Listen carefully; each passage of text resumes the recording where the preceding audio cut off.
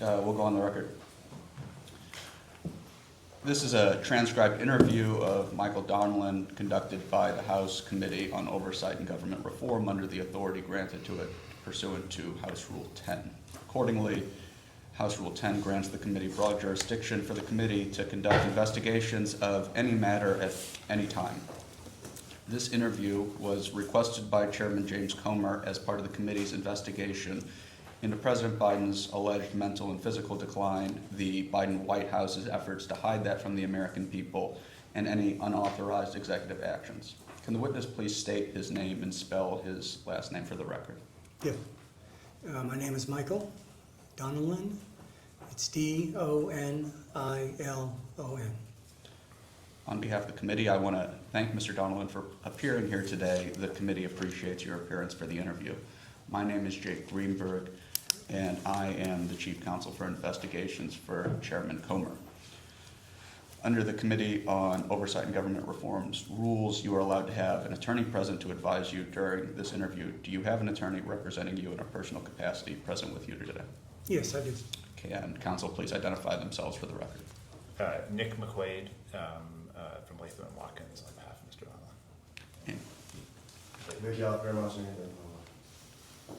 Donilon.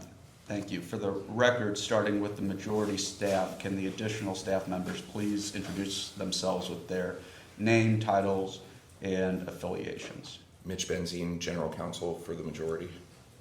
Margaret Harker, Senior Advisor for the majority. Will Harness for the majority. Peter Spector, Professional Staff Member for the majority. Billy Grant, Counsel for the majority. Melvin Soto, the General Director for the majority.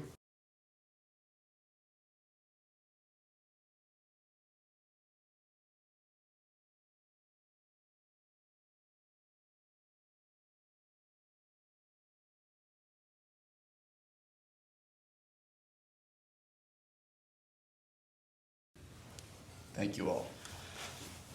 Mr. Donilon, before we begin, I'd like to go over the ground rules for this interview. The questioning will proceed in rounds. The majority will ask questions for up to an hour, and then the minority will have an opportunity to ask questions for up to an hour if they so choose. To the extent members have questions for the witness, they will be propounded during their sides' respective rounds. Do you understand? Yes. The clock will stop if the witness needs to confer with counsel when counsel for the witness is speaking, and when members are speaking during the opposing side's round of questions. We will alternate back and forth until there are no more questions.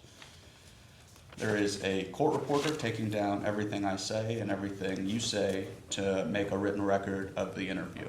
For the record to be clear, please wait until the staffer questioning you finishes each question before you begin your answer, and the staffer will wait until you finish your response before proceeding to the next question. Further, to ensure that the court reporter can properly record this interview, please speak clearly, concisely, and slowly.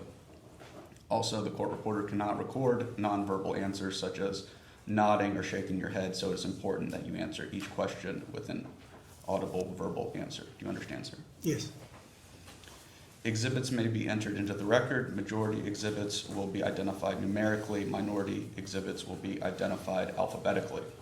We want you to answer our questions in the most complete and truthful manner possible, so we will take our time. If you have any questions or do not fully understand the question, please let us know. We will attempt to clarify, add context to, or rephrase our questions. If we ask about specific conversations or events in the past and you are unable to recall the exact words or details, you should testify to the substance of those conversations or events to the best of your recollection. If you recall only a part of a conversation or event, you should give us your best recollection of those events or parts of conversations that you do recall. Do you understand, sir? Yes. You are required by law to answer questions from Congress truthfully. This also applies to questions posed by congressional staff in this interview. Do you understand? Yes. If at any time you knowingly make false statements, you could be subject to criminal prosecution. Do you understand? Yes. This includes both knowingly providing false testimony, but also stating that you do not recall or remember something when in fact you do. Do you understand? Yes. Furthermore, you cannot tell half-truths or exclude information necessary to make statements accurate. You are required to provide all information that would make your response truthful. A deliberate failure to disclose information can constitute a false statement. Do you understand? Yes. Is there any reason you were unable to provide truthful testimony in today's interview? No. Please note that if you wish to assert a privilege over any statement today, that assertion must comply with the rules of the Committee on Oversight and Government Reform. Pursuant to that, Committee Rule 16C1 states, for the chair to consider assertions of privilege over testimony or statements, witnesses or entities must clearly state the specific privilege being asserted and the reason for the assertion on or before the scheduled date of testimony or appearance. Do you understand? Yes. I would enter as Exhibit 1 a letter transmitted to your counsel dated June 24th, 2025 from Mr. Gary Lakowski, Deputy Counsel to the President. This letter informs you that President Trump has determined not to assert executive privilege over your assessment of former President Biden's fitness for the office of the President and your knowledge of who exercised executive powers during his administration. The letter also states that President Trump will not assert immunity to preclude you from testifying before the House Oversight Committee. Ordinarily, we take a 5-minute break at the end of each round of questioning, but if you need a longer break or a break before that, please just let us know, and we will be happy to accommodate. However, to the extent there is a pending question, we would ask that you finish answering the question before we take a break. Do you understand? Yes. Counsel, can I just put one thing on the record related to his recollection, which is just that we haven't had the benefit because he is, all his records from his work at the White House were archived in the Presidential Records Act, that he hasn't had the benefit of looking back at his previous emails and things that we would normally do in preparing someone for testimony today. So this is based on his recollection, but doesn't have the benefit of that ability to prepare. Understood and noted, sir. It is also my understanding that you have transmitted to the committee a testimony. We can mark that as Exhibit 2. We appreciate it. Of course. Mr. Donilon, do you have any questions before we begin? I do not. Actually, just one, could I just get something on my back? I want to get a cough drop. Yes, sir. If you don't mind.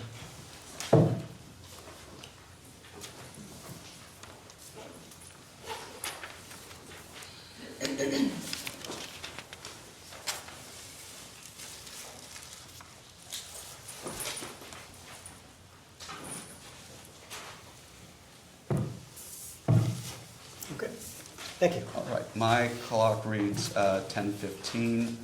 The majority's time will begin now. Mr. Donilon, thank you again for being here. I would like to just start with your educational background. Can you please just tell the committee first where you did your undergraduate studies and any degree you received there?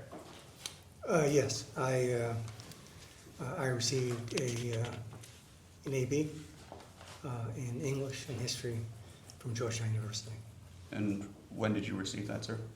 1981.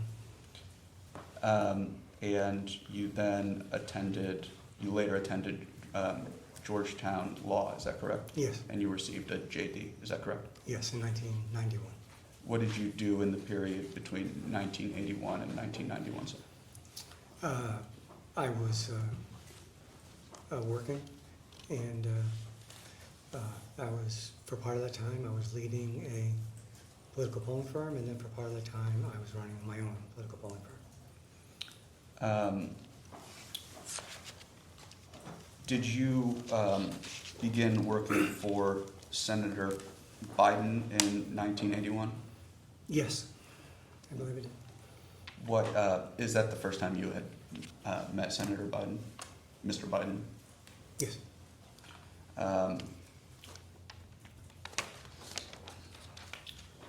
What were you doing for Mr. Biden or Senator Biden in 1981? Well, in 1981,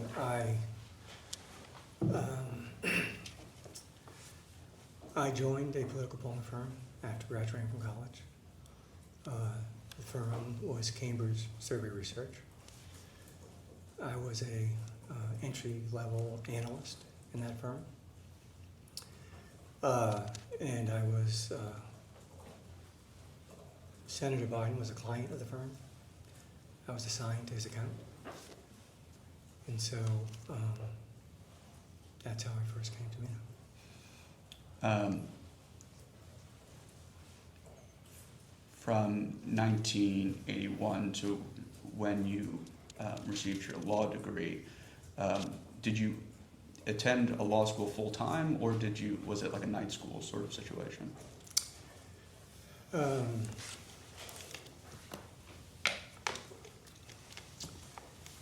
It was night school. I went to Georgetown Law at night from 1987 until 1991. Okay. And besides Senator Biden, did you work for anybody else between the 1981 and 1991 timeframe? Well, I was, as I said, I was part of a political consulting firm, polling firm, and we had a number of clients. So yes, I worked for a number of people who ran for U.S. Senate, Congress, mayor. Can you just tell me what you were doing and what your job entailed and that kind of work?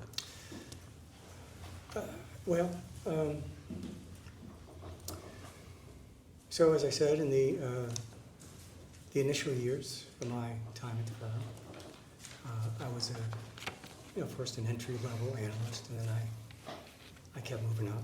My job was to help to write questionnaires, to analyze polling results, to put together charts and materials that for the clients so they could see polling results. And so that's what I did for several years. Then in 1985, I was made president of Cambridge Survey Research. So I was leading the research. And at that time, as I said, we worked for a number of clients. I could name some of them. Sure, that would be helpful. Okay. So my memory, it's a long time, my best memory is that, as I said, I was assigned to Senator Biden's account. At the time, the firm also worked for, if my memory is correct, I think Senator George Mitchell was elected in a special election around that time. In 1982, I remember working for Mario Cuomo, when he ran for governor. In 1983, I recall working for, I believe, Harold Washington and Wilson Good. They ran for mayor of Chicago and Philadelphia. In 1984, I remember working for, I believe, Paul Simon was running for the Senate that year from Illinois. We also worked that year for Gary Hart, who was running for president. And then in 1985, which is when I took over the leadership of the, and in 84, I should also say, I believe that was the first election that I worked for Senator Biden in, because I believe he was up in 1984 and then 1990. So I worked for him in that election. In 1985, as I said, I took over leadership of the firm. We worked for Jerry Baliles, who was elected governor of Virginia. In 1986, I remember working for Bob Casey, who was running for governor of Pennsylvania, Senator Casey's father. I remember working that. And then in 1987, I worked on Senator Biden's campaign for the presidency. And then... Can I stop you right there? Yes, sir. Can you tell me what you were doing for Senator Biden's campaign at that time? Yes, sir. So in 1987, as I said,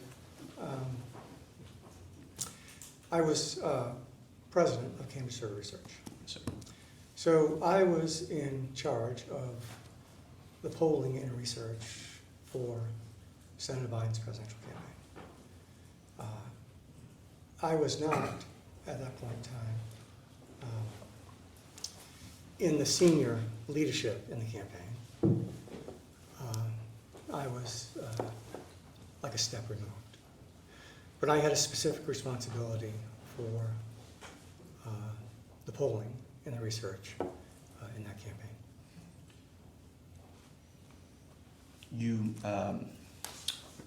had known Senator Biden at this point at the time of the '88 campaign.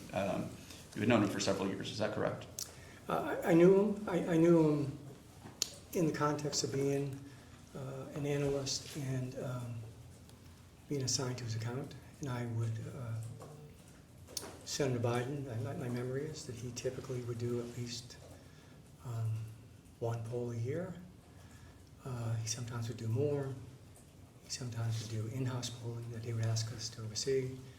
So that would be my contact with him. He's in the context of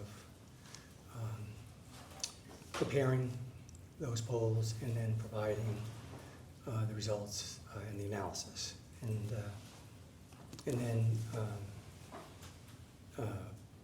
and my role grew, and I got to meet him more and got closer to him over time. And that's what that's the vein of my next questions are going to be just how you developed a relationship with Senator and then Vice President and then President Biden. You know more about this than me. I'm just hoping that as we go from the 80s to today, you can kind of fill me in on the development of your relationship as you went from somebody who knew Senator Biden to a very close advisor. Is that fair to former President Biden? I think that's fair. That's how I would say it. So what was, after the '88 campaign, what was your next, what was the next job that you had for Joe Biden? Well,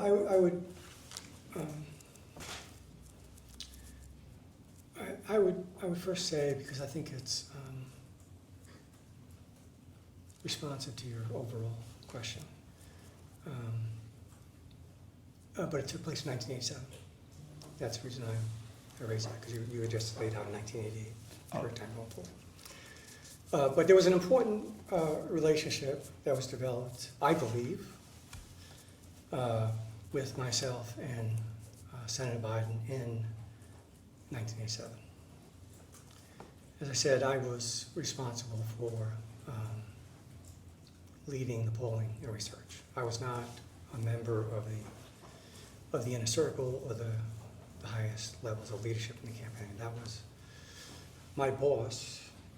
Was very close to Senator Biden. Had been with him since 1972. He got elected first time to the Senate. And who was your boss, sir? His name was Patrick Goodell, C-A-D-D-E-L, and he was a well-known, well-respected pollster. As I said, he had done the polling for Senator Biden in 1972, and what was a very surprising win. And they developed a very close relationship. And that was why Senator Biden was a client of the firm, and that's how I got assigned to doing his work.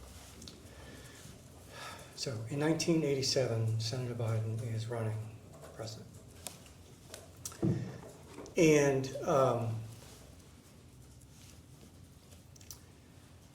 he runs into trouble. He's accused of plagiarism. And the campaign is in a crisis. So as part of our ability to assess how much damage he had taken and whether he could continue to run, I was asked to conduct a poll in the state of Iowa.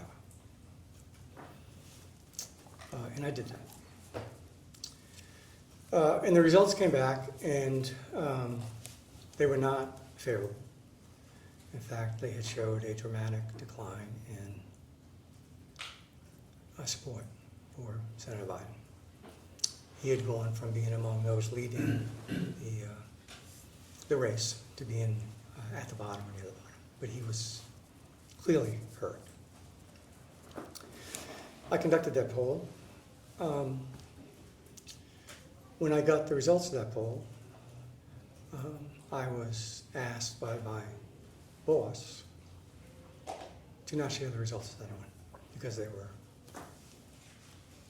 as negative as they were. On the day I left the office with that instruction, I went home to an apartment in Northwest DC. And at that time, you may or may not know, I'm a little older than you, maybe a lot older. There was no caller ID. You had a telephone and you answered it. I was home, I answered the phone, and my memory is this. And my memory is, on the phone was Ted Kaufman, who was Senator Biden's chief of staff. And he just asked me out of the blue, Mike, what are the results? So I was faced with a dilemma. I was thinking about how I would answer, and then moments later, on the phone, was Joe Biden. And he said, Mike, it's Joe, what are the results? And in that moment, I chose to give him the results. I gave it to him clearly and directly. He then asked me my opinion. Now I am at this time 27, 28 years old. I don't know. And he asked me my view of the data, and I said I thought that he couldn't be elected president that year. And that I thought he should return to being a senator in Delaware. And I say that only because in my mind, and this is in my mind, I believe that's how I first really built my relationship with Joe Biden, which is with a willingness to be frank and honest directly with him. There were then subsequent meetings. I was not part of the subsequent meetings about what he should do. I can't say I was part of the decision that he made. He ultimately made a decision to leave the race. And so I think that established a foundation, a basis, a kind of framework for our relationship that I try to keep to for the rest of my time working with Senator, then Vice President, and President Biden. Now as we move forward, right, from meeting 8, are you want me to continue? Sure, please do. Well, can I just ask a question? I think in the answer that you just gave,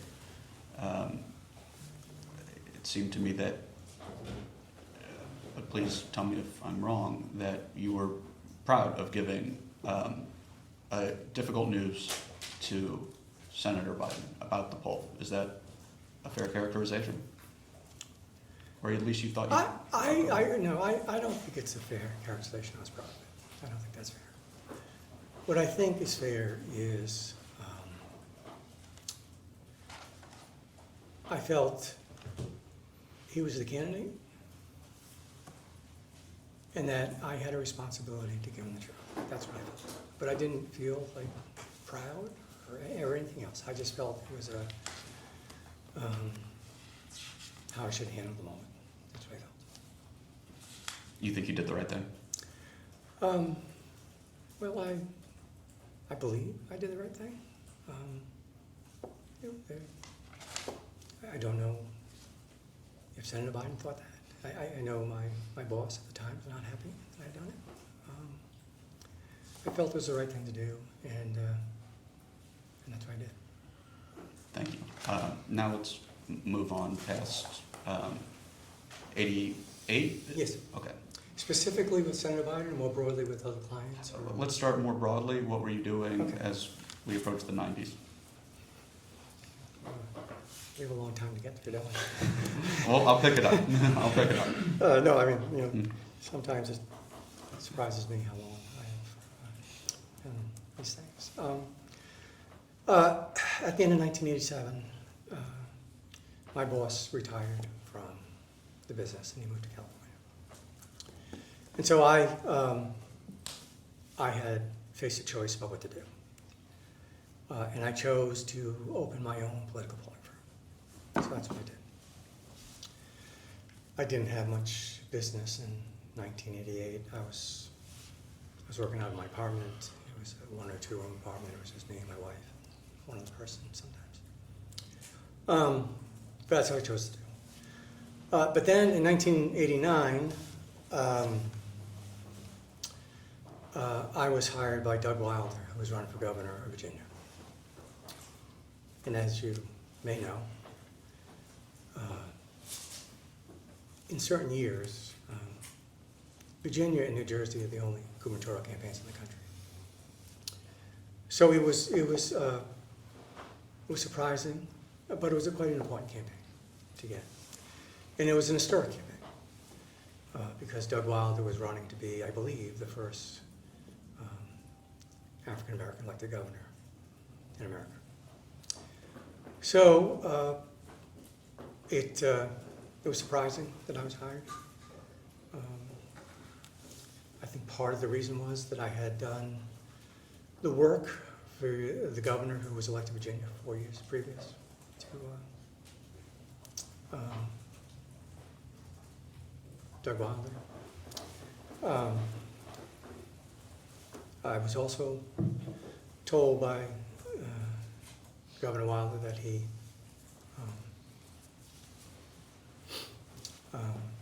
was looking for someone who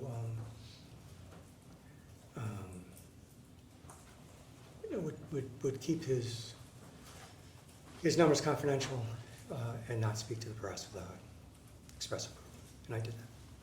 And that was an early lesson for how I approached politics. And I continued over the years to not speak often with the press and often only when it was expressly asked for by the candidate of the campaign. And in 1989, Doug Wilder was elected governor, and it made a huge difference in my career. Because as I said, it was an historic campaign. And it was a surprising campaign. Not very many people thought he could be elected governor. And a lot of people did not believe it could happen. So it was an important moment in my career. In 1990, you want to talk about Biden and others? Yeah. Let's talk about the next, well, first of all, maybe as a baseline, just so I know what we're working toward, when would you end up working for Senator Biden again?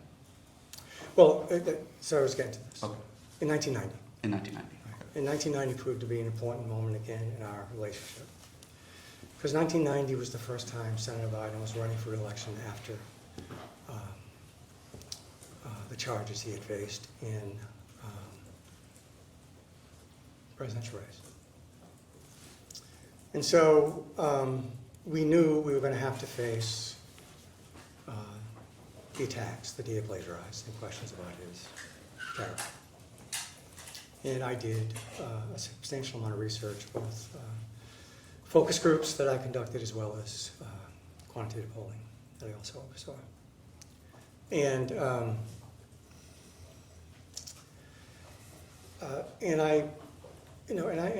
I came to him and I gave him what he felt to be uncomfortable advice he didn't want to hear, which is I said that the people of Delaware were aware of the charges that had been made against them. They wanted to support him again, and they did support him in very strong numbers. But that would be very difficult to convince them that there was no basis to those charges. And he said to me that wasn't good enough in his view. He wanted to clearly establish that the charges that were made against him were wrong. So again, it was a moment of, I thought, candor and clarity and giving him an honest assessment about what he was up against. But it was an important election. It was the first time after his presidential race. He won convincingly.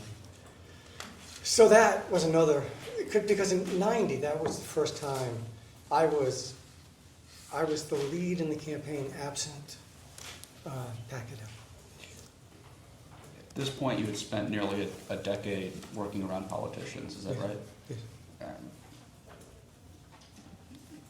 Did Senator Biden strike you as an able politician? Yes. What did you think his strengths were as a politician? Did you think he had mastery of the facts?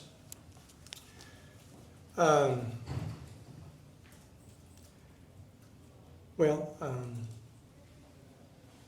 I did, and and one thing I would say, because I think it's relevant to a lot of this conversation, is Joe Biden always approached every issue wanting to know more than anybody else in the room. And he had a deep interest in substance and facts and being fully prepared. So yes, I thought he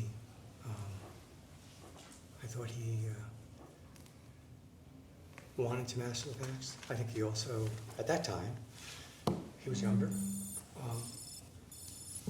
He was younger, and he was seen as a charismatic rising star in the party. Someone who had enormous personal appeal, was quite likable.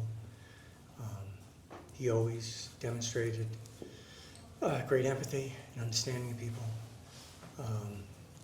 He was seen by the people of Delaware as someone who was very attentive to their needs. He was seen as a very good constituent service senator. So I had a high opinion of Senator Biden. Was he would you have considered him a good orator at that time?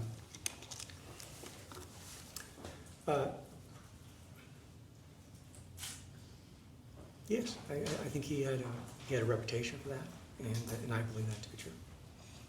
Do you want me to continue, or what do we do here? Yeah, let's keep walking through Okay.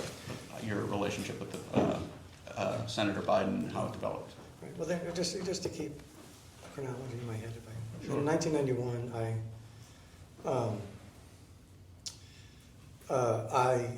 I moved from being solely a political pollster to then making television ads. And the first campaign I did that was for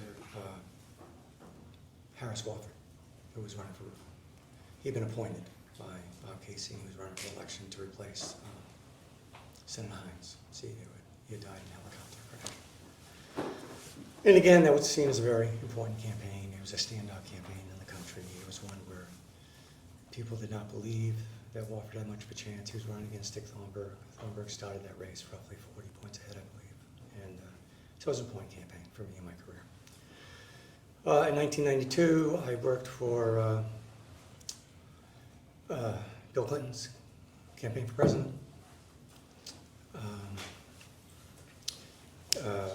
In 1994, I worked for Zell Miller, who was governor of Georgia. What did you do for then Governor Clinton's campaign? So I joined his campaign primarily as part of his advertising team in what was that time called his war room. So I was part of making advertising for Governor Clinton, and I was part of the team of people who would deal with rapid response in the campaign. Would you go on to work with then President Clinton again? I did not. Okay.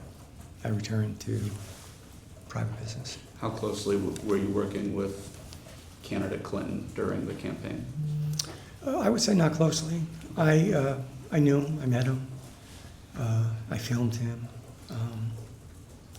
I was very close to the leadership of the campaign. But I did not have a deep personal relationship with Governor Clinton. Okay. So after that campaign, you were, please, I didn't mean to interrupt you. Oh. Please continue. I'm trying to remember. Then, in 1996, Senator Biden wins re-election. Again, I At worked this- his campaign. At this point, were you the go-to person for Senator Biden for the work that you were conducting for polling and for? Yes, I had really become that person. Let him finish the I'm sorry. question, so just to clear up. Sorry, I do that too. For polling and for ads, were you the go-to person for Senator Biden for any kind of re-election? Well, my role grew with Senator Biden over those years, and I became more and more, I would say, a trusted advisor to him. And as a trusted advisor, were you talking with Senator Biden at that point most days of the week or once a week? Can you give me just? No. During this time, I would speak to Senator Biden mostly when he was in his campaign, whatever that period of time was. And then, and I would speak to him only infrequently in the years when he was not up. And that would depend on, as I said, we would often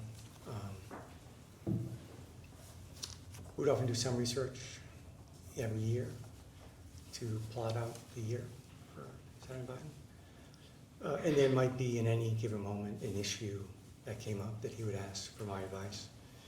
But I was not on his staff, and I was not in day-to-day contact with him, no.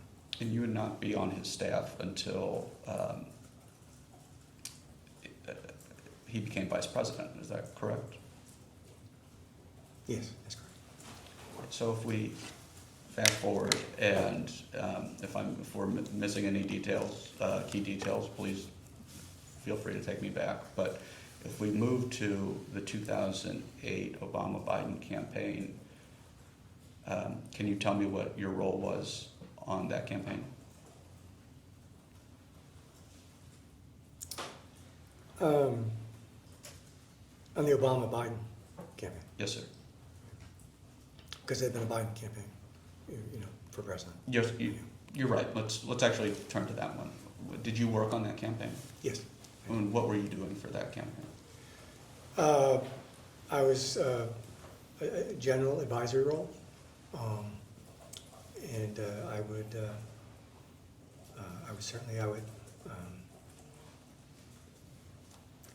review his polling. I would take a look at statements he would make.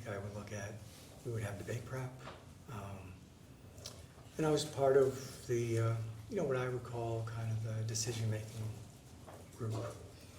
You made reference earlier to an inner circle, and I don't mean to imply any kind of nefarious connotation to that kind of phrasing, but is it fair to say at this point that you were part of an inner circle to that campaign? Well, I think it would be fair to say that I was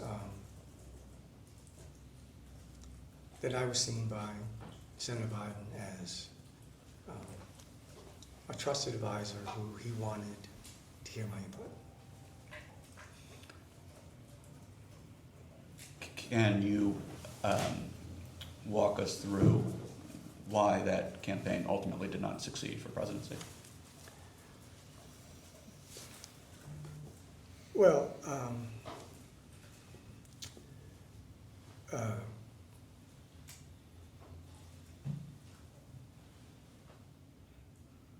in 2008. Yes, sir. Well, I thought there were several reasons. I thought most important was it wasn't his time, and he wasn't the best fit for the moment.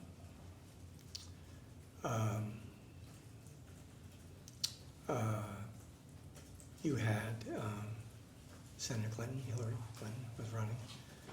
She was very strong. And you had Senator Obama, who was, a rising new voice in the country.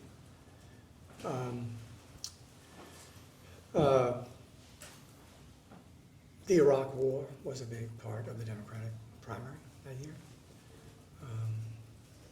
Senator Obama had opposed it. Senator Clinton had supported it, as had Senator Biden. So that was an obstacle. Certainly, on a relative basis, Senator Biden didn't have the resources that they did to compete. But mostly what I thought was every presidential campaign, in my view, is in part about who's the best person, the best fit for that moment. And that was Senator Obama, and I think that was the primary reason why. But I also believe that Senator Biden's performance in the primary, while it didn't win him many delegates, I think it did. I think it presented to Senator Obama a valuable look into Senator Biden and why he would make a vice president. And at this time in 2008, just checking in on your assessment of Joe Biden as a politician, did you consider him still an adept politician? Did he? I'll give you one of the criteria that I'm using. Did he have knowledge of the facts that he was discussing at that time, at any given moment? My belief is he did, yes. Did he strike you as a capable orator?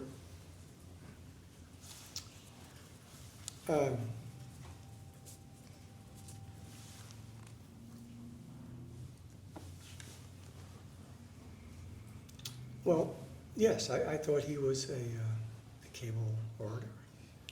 And there were Senator Biden in 2008 participated in primary debates with the other candidates. Is that correct? Yes, I believe he did. Did he strike you as an adequate debater at that time?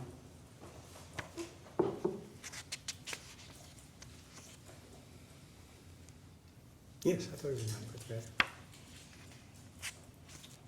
So, at this point in 2008, having known Senator Biden since 1981, obviously an older Joe Biden, but would you consider him still pretty much the same Joe Biden that you met originally in 1981?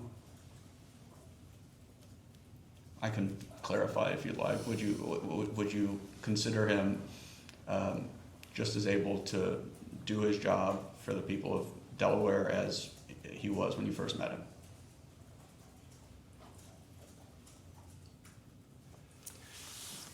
Well,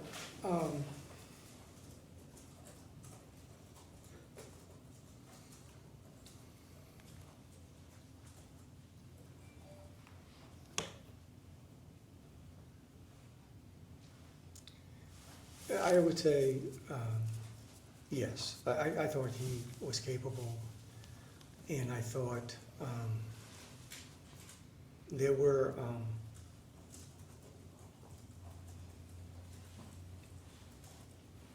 there were things about him that were a great asset. As I mentioned, I think he's always had tremendous empathy. I think Senator Obama very much believed his foreign policy experience, as well as his relations in Congress and the Hill were valuable. I will say, because it occurred in that campaign, and this was true of Joe Biden throughout his career, that I think Senator Obama sometimes felt he was not as disciplined as he wanted to be, that he would sometimes talk too long, that he would speak off the cuff, and that would, but that has been a characteristic of Joe Biden his whole career, that he, but as I understand your question, I thought he was capable, yes. And when Senator Obama picked Senator Biden as his running mate, what did your role become in that campaign? Did it change much? Well, yeah, did it change much? From The work that you had been doing just when it was the Biden campaign. Biden campaign. I see. Well,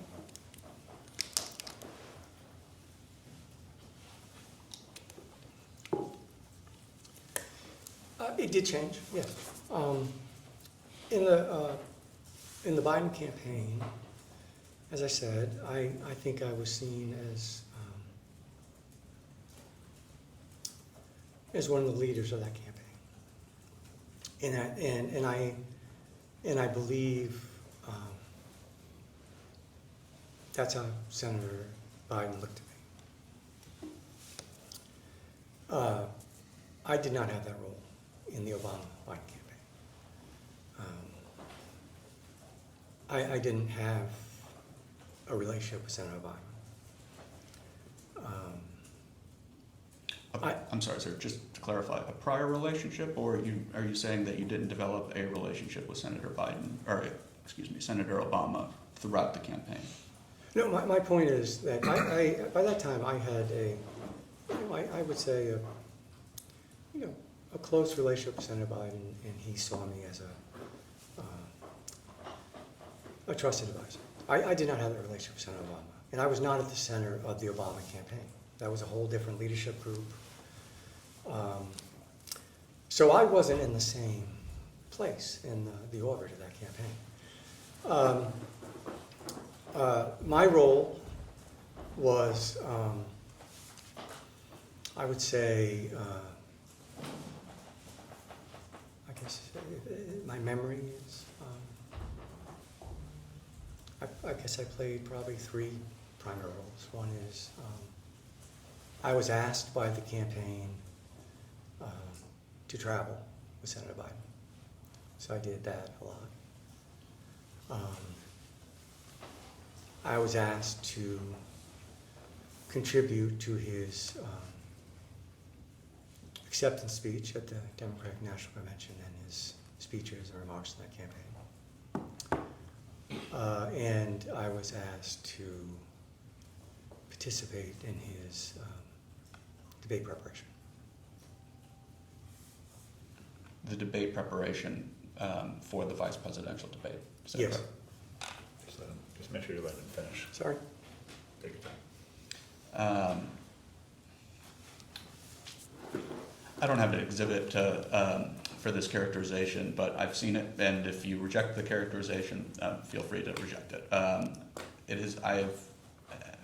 In preparing for this interview, I have heard that you have been developed President Biden's voice. You have been able to capture how President Biden speaks and write speeches to that effect. Is that fair?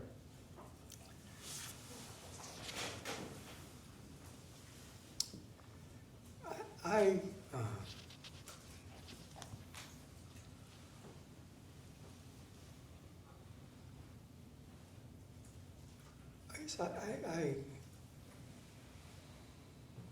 I don't think I would characterize it that way. That's not how I see myself. I see myself as, you know, I've worked for President Biden for a long time. I think you know, as a result of that, over time, I think I have developed a sense of how he speaks.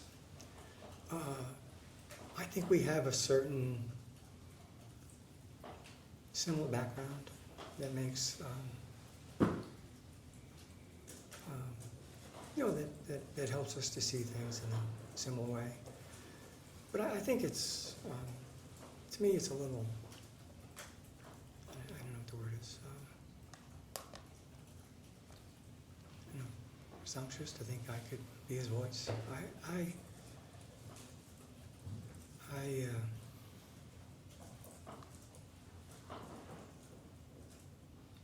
I mean, I've seen that characterization. I know that that's out there. But how I saw myself was, I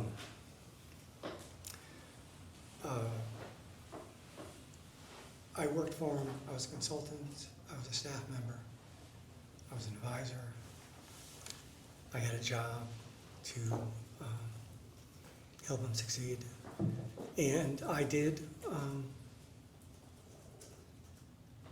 participate in, you know, many of his speeches, and I did have a role in the White House to kind of oversee, you know, his remarks writ large.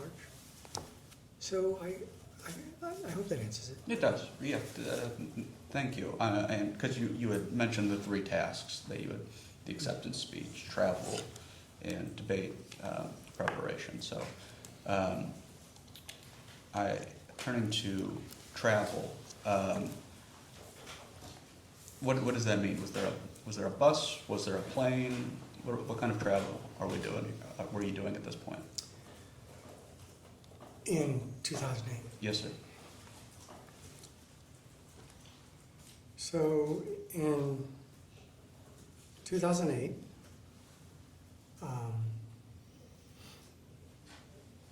Senator Obama picks Senator Biden to be his vice president.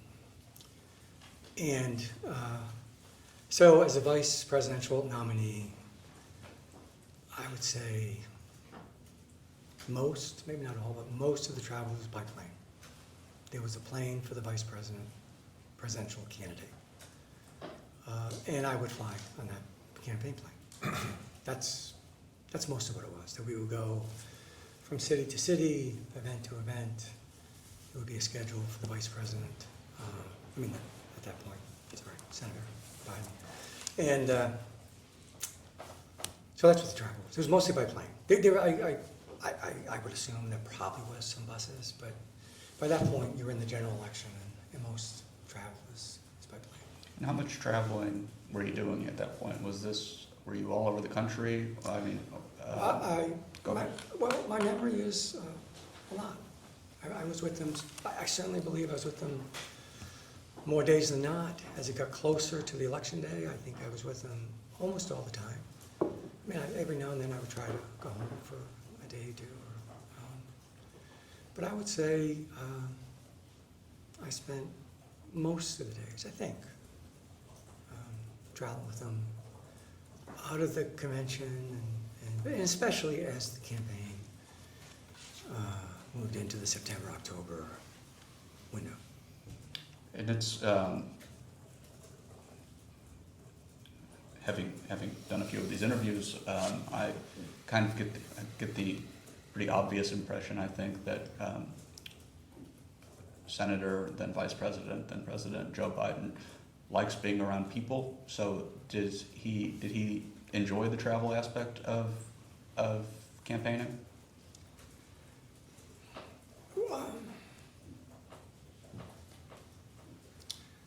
Well, there's sort of two pieces to it. I'm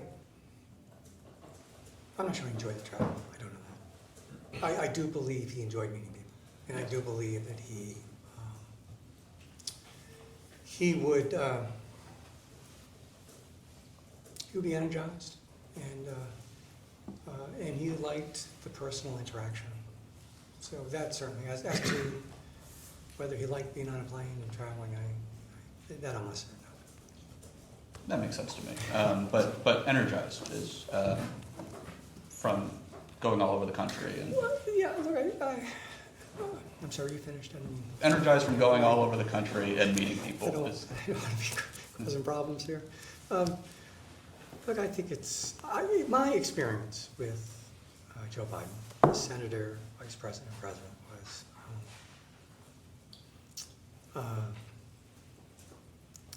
he likes meeting people. He enjoys it. He gets a lot out of it. I think people who see him get a lot out of it. He has really, I think, pretty powerful interactions with people. And then the last point that you were tasked with on that, the Obama-Biden campaign, was debate prep. Is that correct? In 08. Yes, sir. Oh, yes. Yeah.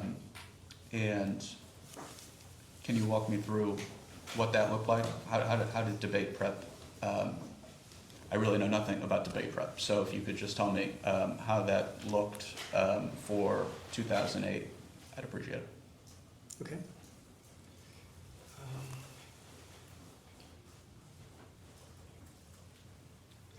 How it looked.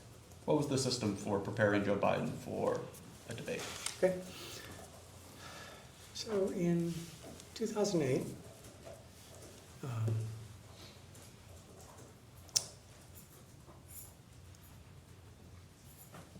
well, my memory is, and I was not in charge of it, I was a participant in viewing, the exercise. My memory is there was a room set up, I believe, in Delaware, at a hotel. And that room would have sort of places that the candidates would stand on the debate stage. There were two separate podiums. There would be, it tried to mimic what the debate night was going to be. There would be the candidates, there would be the people asking questions, then behind them there would be a group of people from the campaign who had different responsibilities. There was always a big team that were responsible for the research and the specific information relative to any questions that were being asked. There would be others who would have more of a communications perspective. There were others who, like myself, who would just be asked our opinion of what we were seeing. It was, my memory is, I think it was led by Ron Klein, I believe. And so we would schedule time. There would also be a room set aside to have conversations with Senator Biden. And so we would spend a lot of time going through the substance of the day, preparing what people thought were likely questions and likely answers. Senator Biden would keep working and reworking them. And then there would be some practice as well. And I know that was more than 15 years ago, so I'm not holding you to specifics here, but do you know how long of a period you were preparing for that debate? Was it a day? Was it a week? Was it a month? Well, I can't say. I don't think it'd be a month. I think that's impossible to get in a campaign. It was more than a day. I don't think it was a week, but I can't say with any certainty about how long it was. There were at least a couple of days. I can't say with certainty how many. And Did Senator Biden enjoy the work? Seem to enjoy the work? Well, did he enjoy the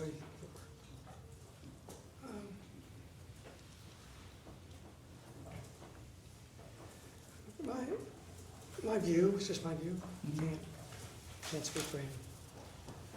My view is, I don't think candidates ever enjoy preparing for debates. You know, they're very hard.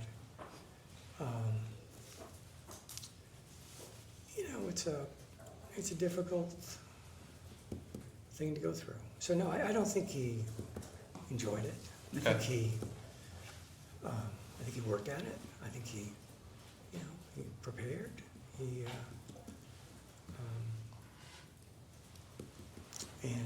So that's how I think about it. Did you think he was taking it seriously, though?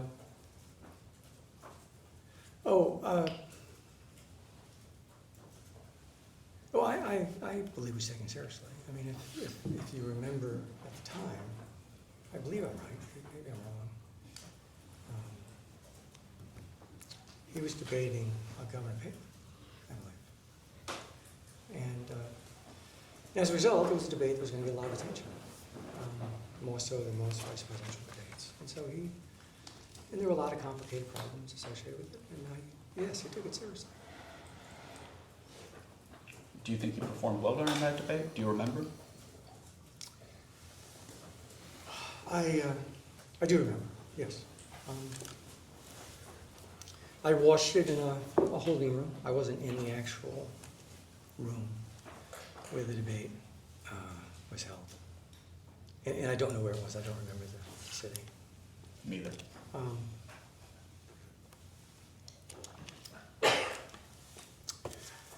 My memory of the debate was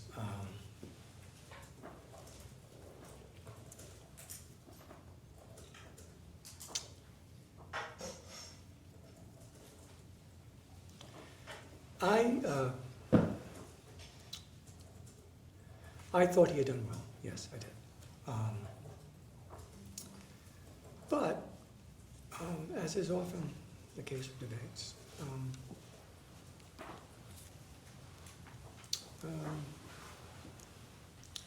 I remember people saw it differently.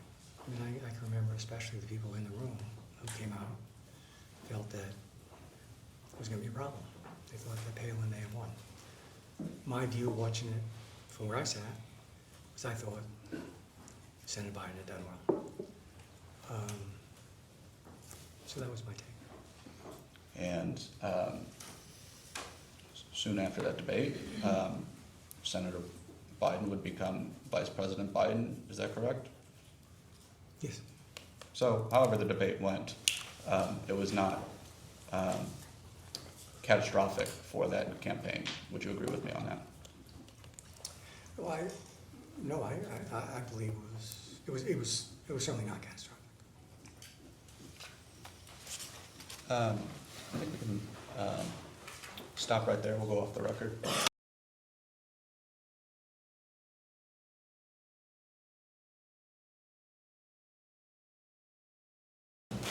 All right, we'll go on the record. The time is 11:22.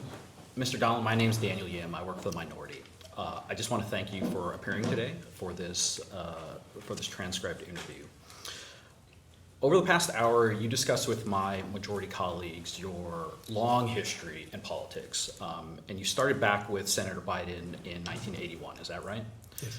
And is it fair to say from 1981 till today, you have worked for a variety of different principals in political settings? Yes. And given your long history in working in politics, is it fair to say that you've developed a good sense of the information that is important to a successful campaign? Well, I believe I have. Yeah, that would be my view. And similarly, is it fair to say that you have a good sense of what information to convey to a principal when you are in charge of polling? Well, I believe I do. Now, in the previous hour with my colleagues, you first mentioned, strike that. You spoke about how in 1987 you worked for President Biden's presidential campaign, is that right? Yes. And during your time, you stated that you developed a willingness to be frank and honest with Senator Biden at the time. Is that accurate? That's certainly what I believe. And throughout your relationship with President Biden leading up to today, do you believe that you still have a frank and honest relationship with President Biden?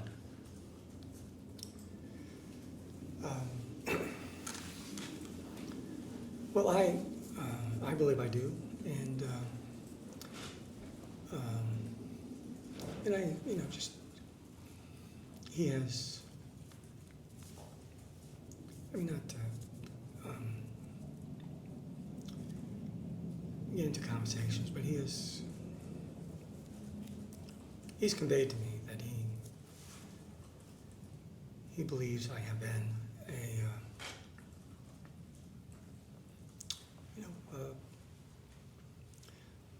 someone willing to give him the truth, and that's been a basis of our long relationship. That when you go through a lot of tough campaigns and you go through a lot of tough moments, and you often, there are moments where that's how someone builds their assessment of you. And I think he believes, and I certainly believe I try to give him the most honest assessment I can on anything. And in that vein, you also spoke about your time working on the 1990 Senate re-election for Senator Biden, is that right? Yes. Senator Biden. And during your last hour, you mentioned how you gave uncomfortable advice to President Biden. And in this context, especially related to the allegations that were lodged against him in his prior presidential campaign, is that right? Yes, that's accurate.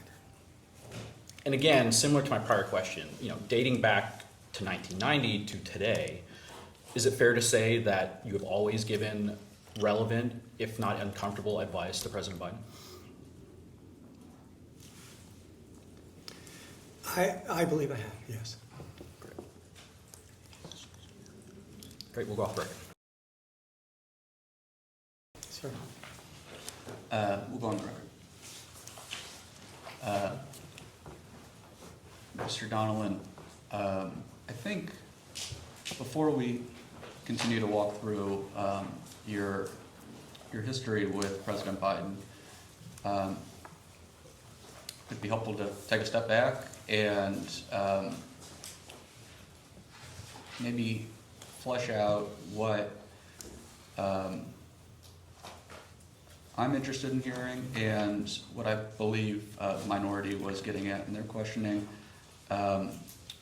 which is there have been several books and publications released that question or indeed assert that President Biden experienced a deterioration in his mental acuity, either over a long stretch of time or in a shorter period of time. And maybe from the jump in this hour, it would be helpful just if you could tell me if you believe that President Biden, if his mental acuity diminished over the time that you knew him from 1981 to today.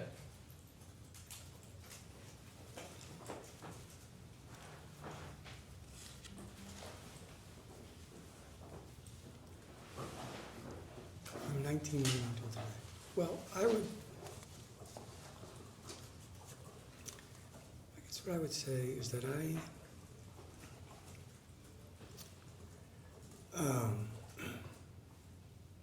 what I saw was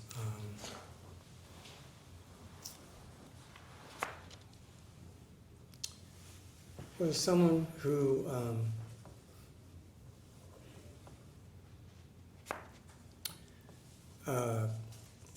over time was getting older.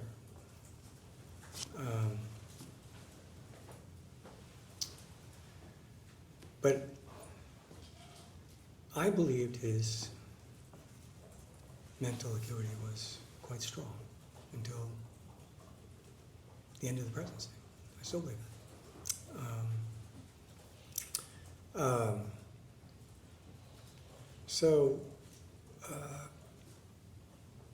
And I think sometimes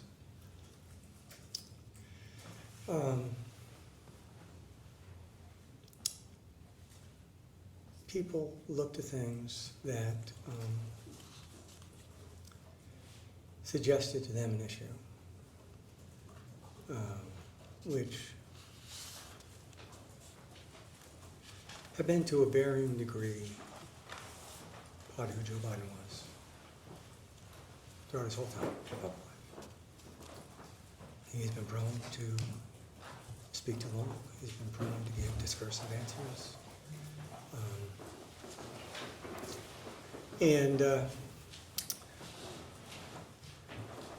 But my fundamental belief is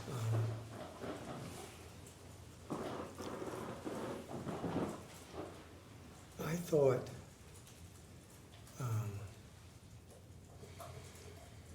I always believed that he was fully capable of being president.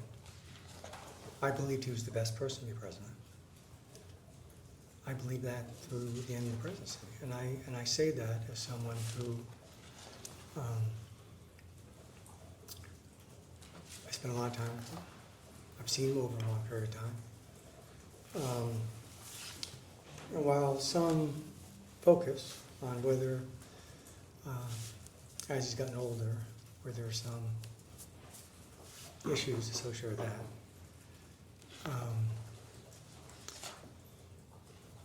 I think there are a lot of strengths associated with that that are not frequently thought about. I think his judgment has gotten better and better. I think his ability to lead in a crisis has gotten better and better. I thought his ability to lead on the world stage was quite strong. And I believe that there's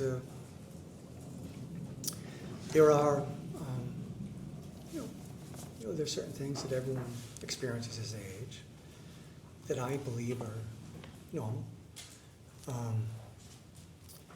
But what I saw was a president who I believed was quite good at his job. And we, in the context of this conversation, in these books, there's been a lot of conversation about how something would raise a question about the president and therefore be concerned. But what I don't believe you find is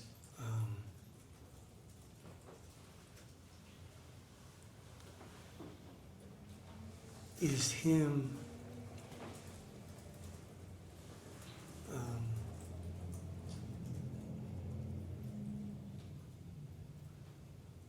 I think he demonstrated on a day-to-day basis that, in fact, he was doing the job of president day in and day out and doing it quite effectively. Going back to the three tasks that you were tasked with during the 2008 Obama-Biden election. I don't have the transcript in front of me, so, but what I wrote down, you having said was that President Biden, in campaigning all over the country, flying all over the country and meeting people, returned energized. Do you remember saying that? No, I don't think that's accurate. what you asked me, I believe, was, did Joe Biden take energy from personal interactions? The answer to that, in my view, is yes. That's a different question than whether or not the wear and tear of travel makes somebody energized. So what I believed, and I think this is widely known, is that Joe Biden takes energy from meeting people, talking to them, hearing their stories. That's energizing. Campaigns are grueling. Jake, we can look back, I think he said he didn't like the travel, actually, was his answer. Sure, and I accept the distinction that you're making. With the wear and tear of campaigning, did you see that have a noticeable effect on Joe Biden in 2008?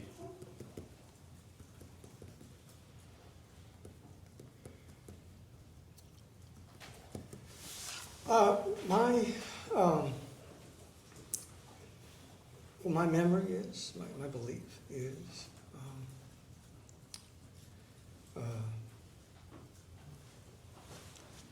that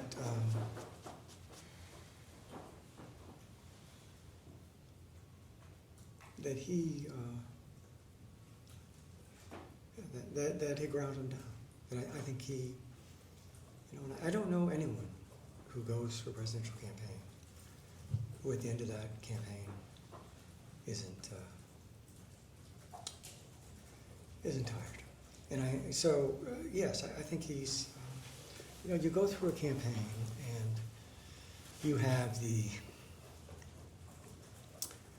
you know, the day-to-day events that are scheduled. You have issues that come up. You have press stories you're dealing with. You have to, you're juggling a million things. And so I would say at the end of the campaign in 2008 that I mean, the campaign was energizing because it was historic. But the campaign itself was hard. What is the longest period of time that you remember 2008, recognizing that it was quite a bit ago, that then Senator Biden would need, let's say you just did a long stint of travel, that it's the longest period of time that Senator Biden on the campaign would need back at his residence to be ready to go for the next stint of travel? Oh, I have no memory. I have no way to know. Well, do you remember him ever saying he needed a week off to get ready for the next stint of travel?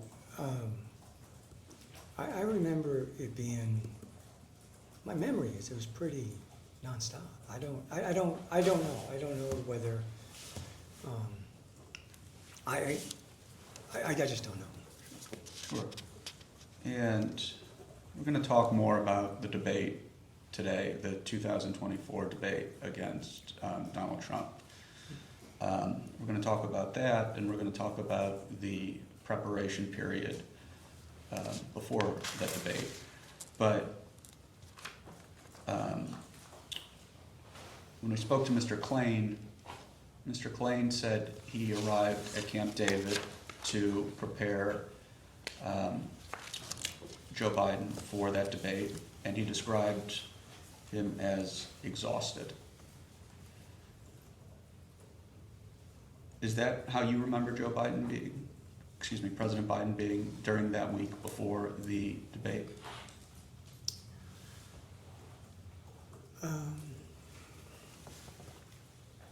My memory is that I thought he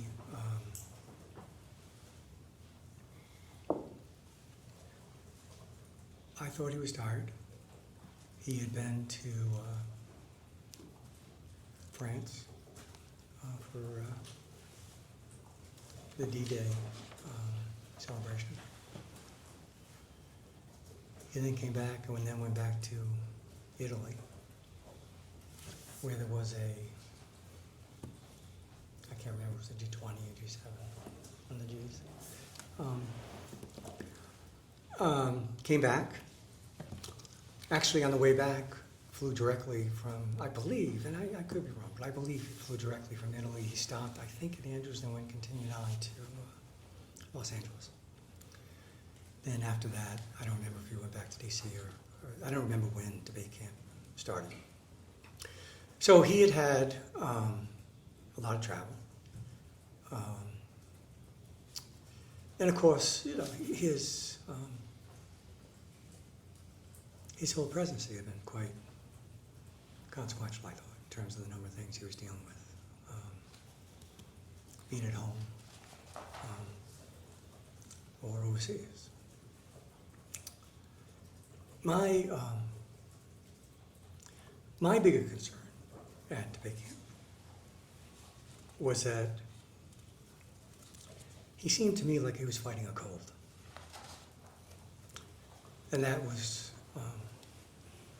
proven, I thought, to be a problem because it impacted his voice, and I'm sure it made him feel not so great. So that's memory of how I thought about things when we were there. So, and again, we'll talk more about specifics about the debate, but do you think that, well, let me just say, I think that the consensus after the debate was that President Biden had not performed very well during that debate. Do you agree with me?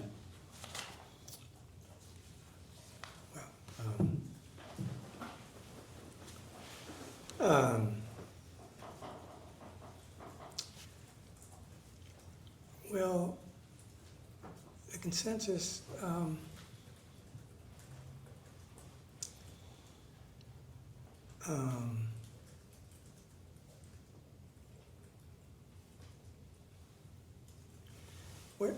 what I would say is,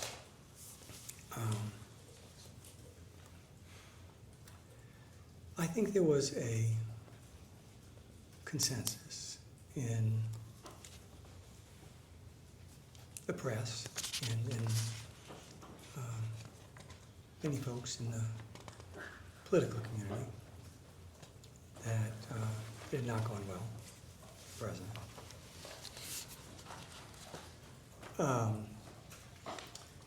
I believe the voters had had a different reaction, and that they had a much more measured response, I thought, to what they saw. So that's what I thought. I asked this of Mr. Ricchetti yesterday, or a version of it. Do you think that the aftermath of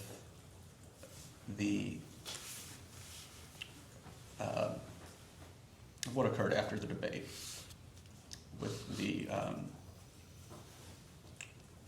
punditry and the various opinions that came out, do you think this was just an overreaction among the Democratic caucus and the chattering class, and that it was a recoverable debate performance? Jake, you want to, there's a lot in that question. Do you Sure, want to take it? sure. Let me break it up. Take that down a little bit. There was a lot of criticism about President Biden's performance during that debate, and President Biden would eventually drop out of the race. Do you think that that was an overreaction from the punditry about how Joe Biden performed that night? From the punditry. Yes. Yeah.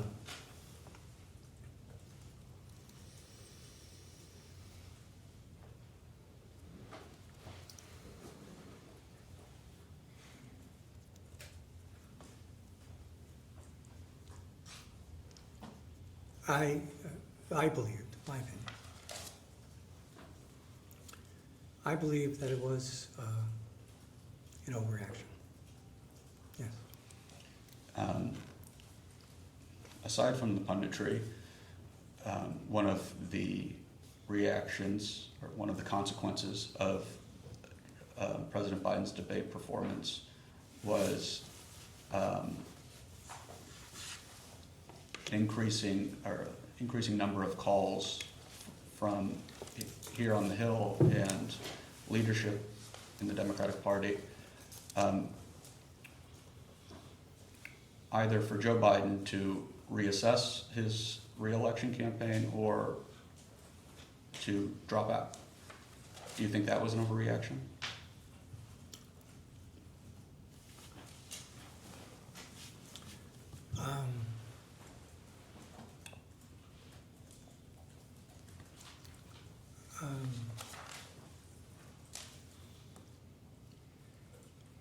My view was,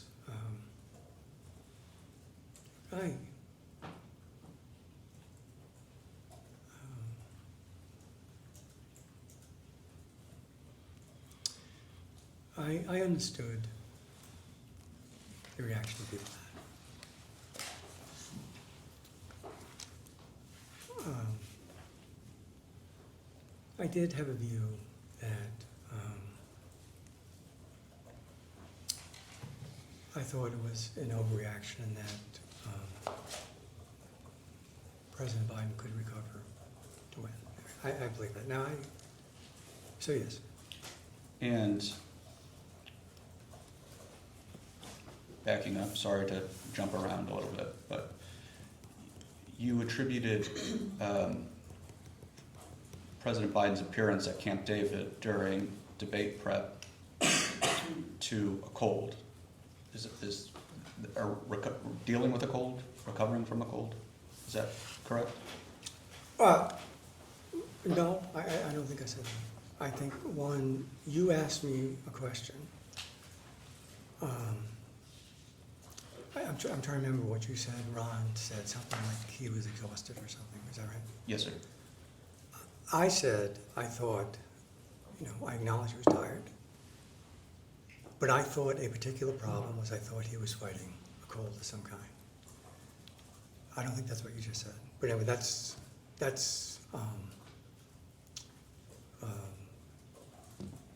so that's how I saw it. Do you attribute President Biden's performance during the 2024 debate against Donald Trump, what people saw in their critiques, to the cold? So, Jake, just to get it, so Sure. a lot of little pieces in that. Can you just, do you want his assessment of the performance or the punditry or? Sure. Thank you, Ned. Let's take it back. Do you attribute President Biden's appearance during that debate mostly to the cold?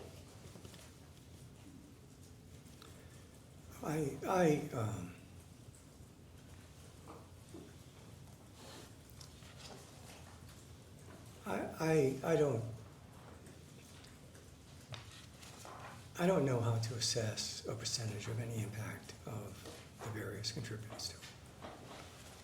I certainly think that he was tired and that his schedule, especially his foreign travel, I think was a factor. I thought his fighting a cold, I thought, was a factor.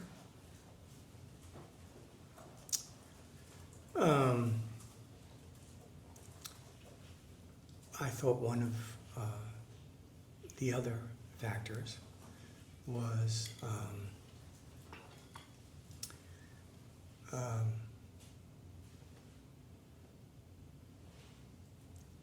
how much he had on his plate. And if you're an incumbent president running for election, you still have to do all that job, and he did. So that's a heavy grind. And one other factor, at least I believe, and it's again an opinion, is I think I think it's more common than not. I think it's accurate to say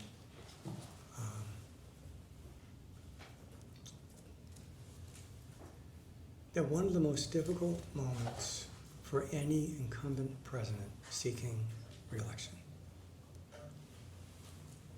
is the first debate they have in the general election. Okay? Because you have, I think if you look at President Obama, you know, certainly had a difficult debate with, I guess then Governor Romney, or former Governor Romney.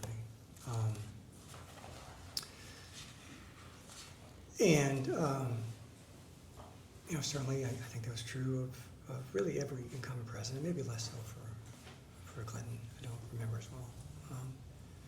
And I think that makes sense, that you are you're moving from leading the country and the world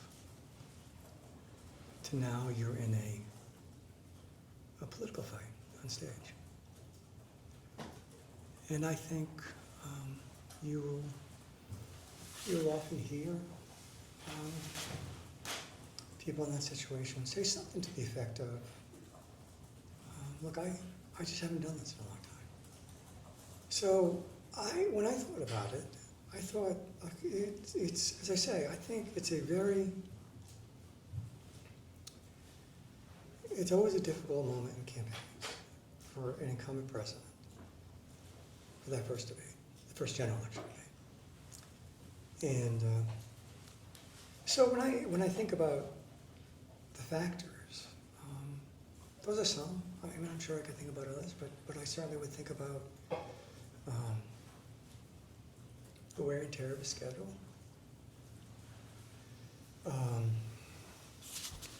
Physical health relative to his cold. I think it was cold. I don't know for a fact what it was. It certainly seemed and sounded like cold. And as I say, the responsibilities as president.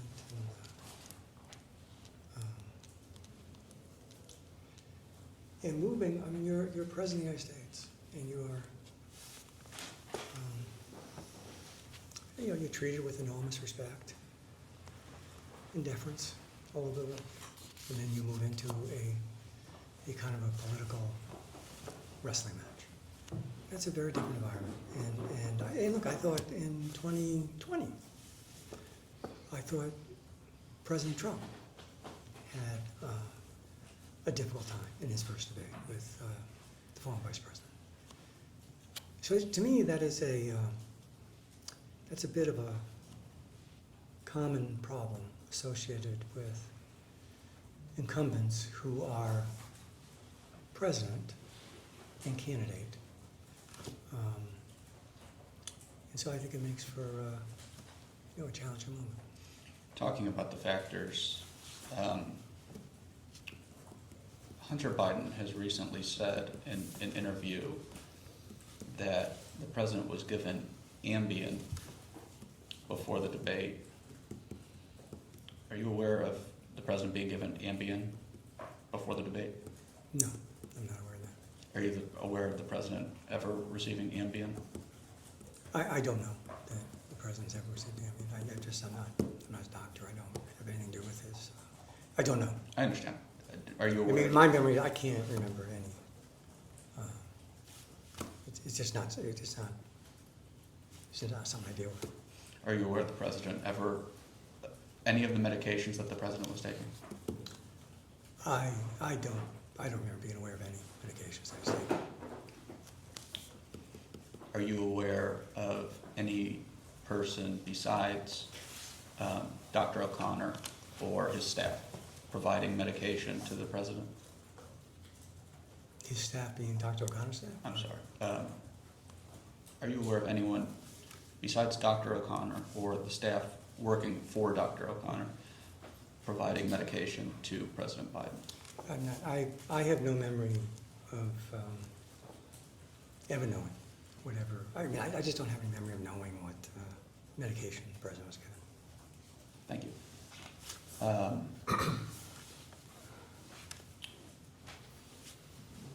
Do do you attribute to one of the, strike that, still on the factors of President Biden's debate performance in 2024, do you think one of those factors was a lack of preparation for the debate?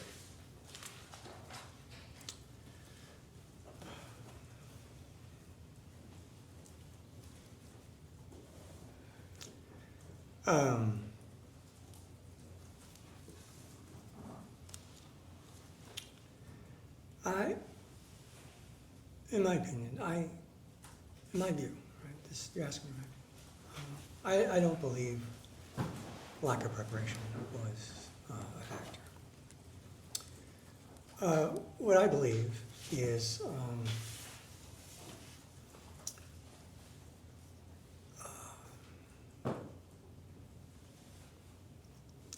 there is an approach to debate preparation that is common and was commonly used with President Biden, where there's an enormous amount of time spent on substantive answers. There's an enormous amount of information that's prepared and given to the candidate, and it's an arduous, ongoing process to move towards kind of a set of answers. And I think sometimes, and I think we'll be even, maybe I would include myself, I think we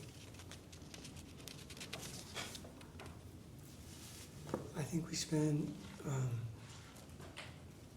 maybe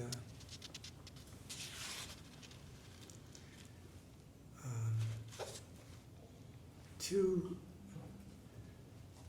much time on the very specific details of substantive answers, and not as much time on the stylistic part of the debate. That is part of who Joe Biden is. He, as you mentioned earlier, he likes to be fully briefed. He likes to have a deep well of information on everything. He is always asking for more information. So I can't say that it was a lack of preparation, but I can say I thought that was the approach he took. Is that kind of over-preparation what you witnessed at Camp David the week prior to the debate? Well, I'm sorry, did you finish your question? I did. I'm trying not to do that, so hopefully I did.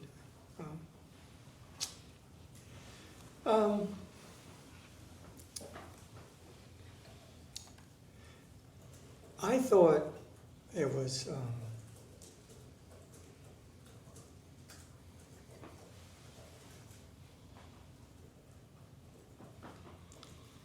look, it's just my opinion. I thought that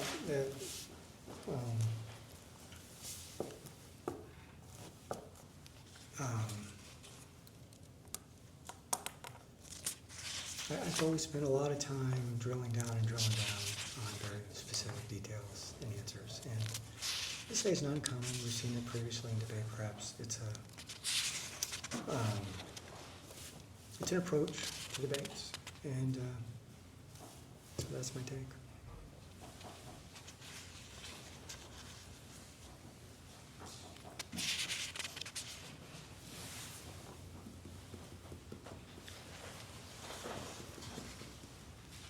Going back to what you said in the 2008 prep for Senator Biden, I wrote down, but correct me if I'm wrong, you said that Senator Biden spent a lot of time during that preparation session, multiple sessions, working and reworking his answers. Did you see that at Camp David? I saw, yes, I saw that Camp David. I saw that, I frequently saw that with the president, whether it was in debates or in preparing for events or preparing for meetings. There was always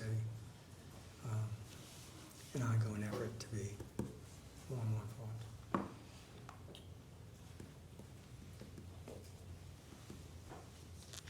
Was he engaged, would you say, during the preparation session at Camp David in the debate prep?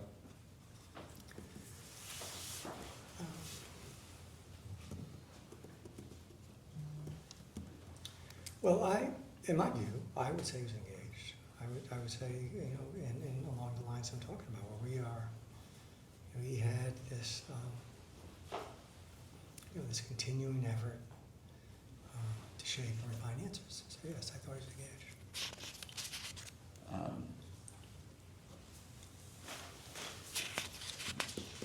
I'm paraphrasing what Mr. Klain told us, but Mr. Klain said that when he, Mr. Klain, arrived to Camp David, it appeared to him that President Biden had not reviewed the materials that Mr. Bruce Reed had prepared for him beforehand. Is that your understanding?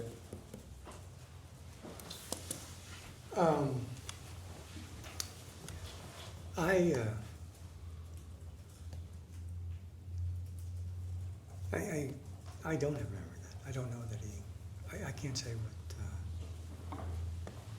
what the president reviewed and what he didn't review before it started.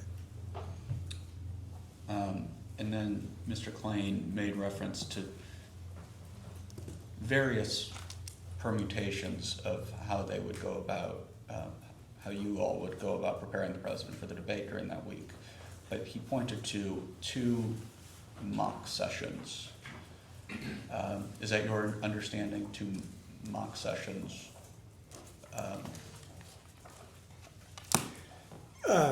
Well, I can remember 2 mock sessions. I don't remember if there were others, but I do remember 2, yes. And at one point, did President Biden say he needed to go get some sun and go up by the pool? I don't remember him saying that. What I remember is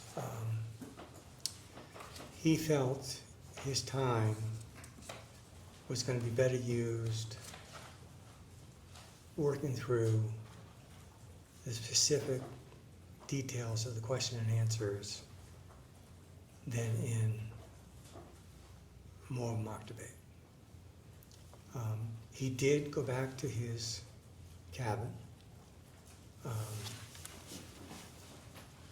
I certainly had a view that rest was a good idea for him, but I don't have a memory of him saying, what was the line you said? That he needed some sun or something along those lines? I don't have a memory of that. I don't. And now there is a pool by the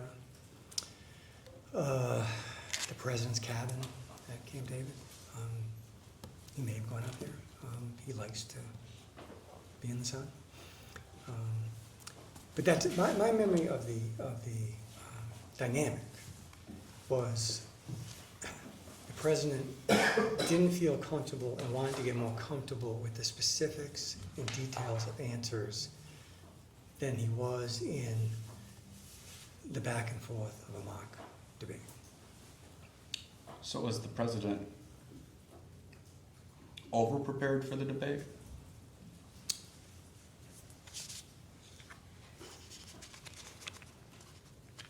Well, I don't know I can say that. I didn't think at the time he was over-prepared, no.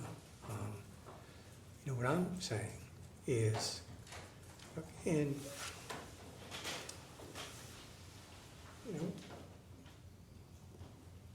get limited time with the president, Okay, one of the most important, maybe the most important part of the presidency is their time. And, I'm sorry, I just didn't hear what you. one of the most important The most- is their time. How is it allocated? Sure. What are they doing? And there's a certain amount of time allocated to debate preparation, there's a certain amount of time allocated inside that to mock debates or working on the specifics of answers or rest or, so I can't say at the time I thought he was over-prepared. I didn't believe at the time that he had been given too little time to prepare. I thought we had gone through what, in my experience, is debate camps and debate preps are always difficult exercises. So not to put too fine, not to play semantics here, but just to recap, you did not believe that the president was underprepared for the debate. Is that correct?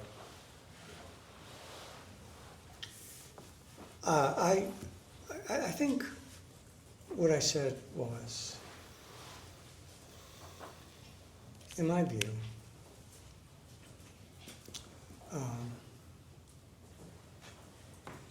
we could have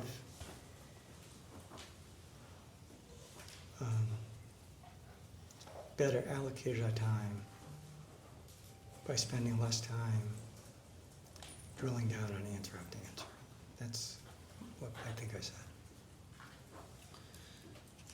Okay, let's, Real quick, Mr. Greenberg mentioned that Mr. Klain did not believe that President Biden had reviewed all of the materials, and he mentioned that the president normally made notations on documents that he'd read, slashes at breath points and other markings like that. Is that your recollection of President Biden's style when he would review a document?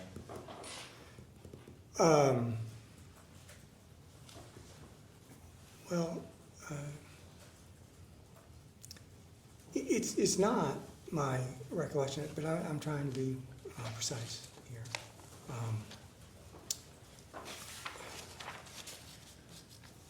When the president would review documents, my experience was he may or may not put slashes and markings on them. When the president would review speeches, remarks, or potential answers, then he would, because, as you probably know, President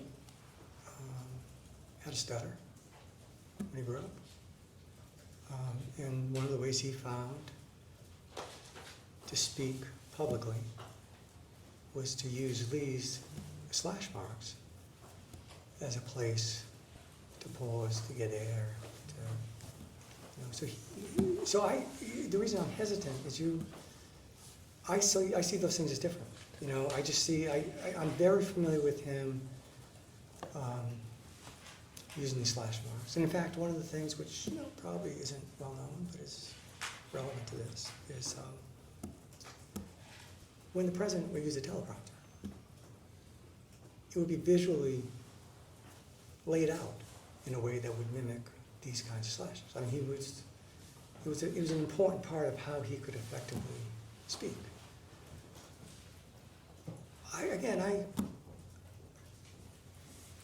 But I wasn't as, I didn't have a substantive role in the White House overseeing what he did on any issue, I what documents he understand. got reviewed. I did see a lot of his speeches. And so in that sense, that's how I think about it. I don't know if that's clear. Well, just to be specific, I'm asking because Mr. Klain said that he didn't see those markings appearing on his prepared materials at Camp David during debate prep. Did you see those markings on his materials? I don't remember that, but as a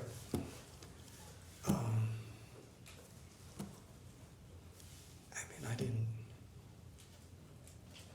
I didn't often take it upon myself to look at his books or his materials. Had they not been there to you, would that be an indication that President Biden had not reviewed them ahead of time? No, I don't know that, because, there would have been, I don't know, for example, whether, was that material available earlier? Was that material sent to him on a plane? Was that material delivered to him in a hotel room? I don't know any of that. So I have no way of knowing at what point he would have been given, or when it was available. Because this, we often worked under very tight timelines. I think there was a lot of effort put into the debate books in advance of the debate. And it wouldn't say to me, this is just my view, or I couldn't know, I don't think, what the president had or had not reviewed or seen just by that method. I just wouldn't know. In your view, during debate prep, do you believe he had a mastery or an understanding, a working understanding of what of the materials, of the substance of the materials?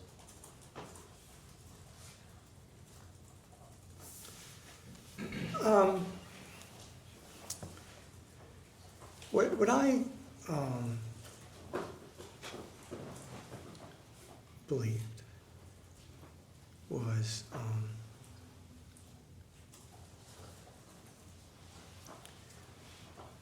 one,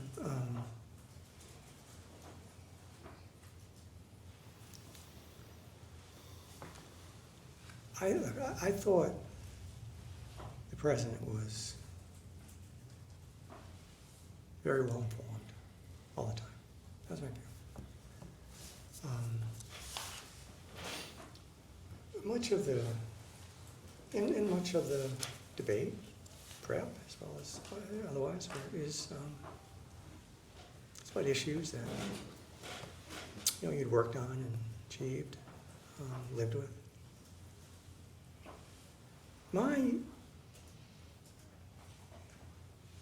My sense of the issue at debate camp was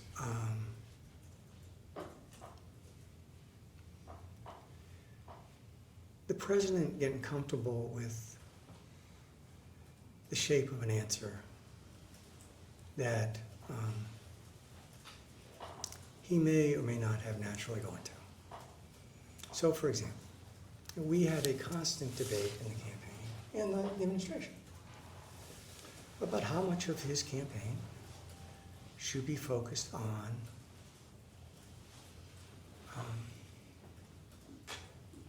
his economic record, the number of jobs created, the unemployment rate being, historically low. And there was a constant tension between those who believed, and I believed it was important for him to lay that record out, and those who believed that it was not persuasive to the voters, that they were in a different place. That we would make the case that he had been an effective president because there had been a record job creation, something in the range of 16 million jobs or so. And the comeback would be, well, that's not where voters are. And so I thought the president very naturally moved to some of that kind of defense of his record. He spoke about it every day, he was proud of it. I think, he was getting a lot of advice that it wasn't the best way to speak in the campaign and to make his case in the campaign. And so I thought it made it challenging to get to a place where the president was comfortable and familiar and really bought in to how he was going to approach it. So I don't know if that makes sense to you, but to me, that's a very different thing. When you're, and as I say, it was a constant struggle in the campaign. It was a constant tension. I thought that was reflected at debate camp. I thought that was reflected in the back and forth and how the president got to his answers, Um, you know, I believed on occasion it may have been better to have him more naturally answer the questions, you know, given he was proud of his record and he believed it was effective. I thought as a campaign and I thought as a presidency, he needed to speak more and more to his record. But obviously the inflation issue was complicated. It's always a difficult issue. How to deal with that, it wasn't simple. And so that's how I saw it.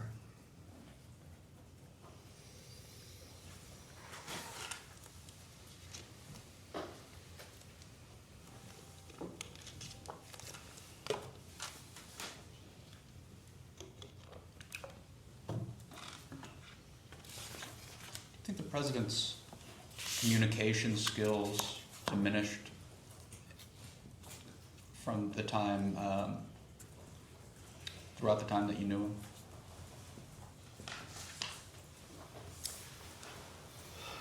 him? Well, over the time I knew him, this is a long period of time. I know. Well, I would answer it this way. I believe his communication skills changed. And in many important ways got better. And what I mean by that is this. In the early 1980s, Joe Biden was seen as as I said, a young new voice in the party, and that's a style of communication.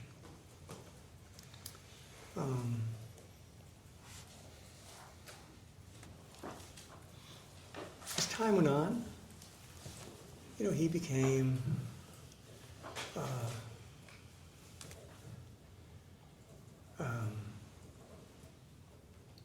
more deeply ingrained in issues and the work of the Senate. He developed a different kind of communication skill. Much of it that you would be familiar with if you work on the Hill, where you're very focused on legislation and the work of the committee. He had been a chairman of Judiciary, he had been a chairman of Foreign Relations. And that could be a challenge. I mean, for example, you were asked in 2008.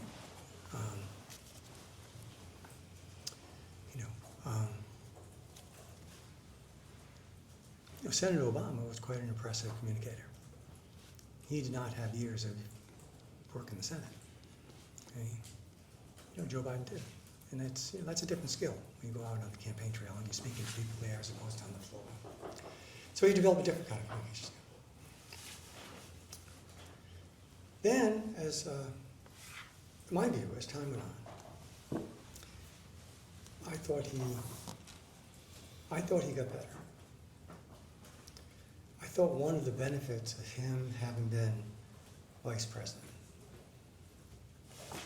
was, and one of the benefits of that office, is that you speak a lot more than you do as a senator, at least that's my experience. And you get a lot of practice. And I said this to him when he was vice president. I said to him when he was president, that I believed in many ways he was a much better communicator and a much better public official and a much better candidate, having done the job, just because he had gotten that much practice.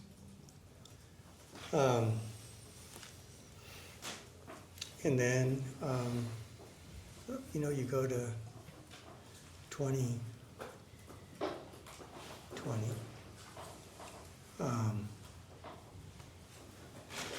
Look, I think he was a very effective communicator.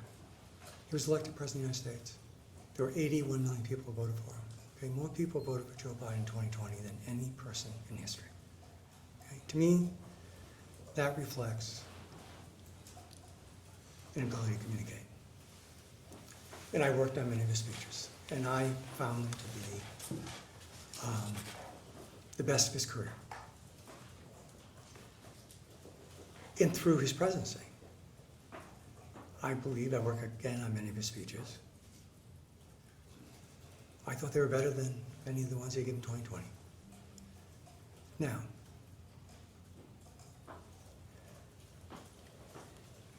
his voice was weaker than it was in 1981. His presence wasn't as, commanding and youthful.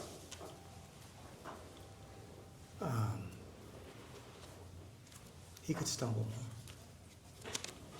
more. I mean, over the words, not necessarily. He also stumbled some physically. But when I think about, for example, some of the moments and the speeches he gave as president, I believe, I say that as someone who worked on them, and so I may have a bias. I acknowledge that. But I think people look back. I think if you look back at the written record, I think you look back at the videotape. I think you will see a president who, in my opinion, was a strong communicator. And as I said, I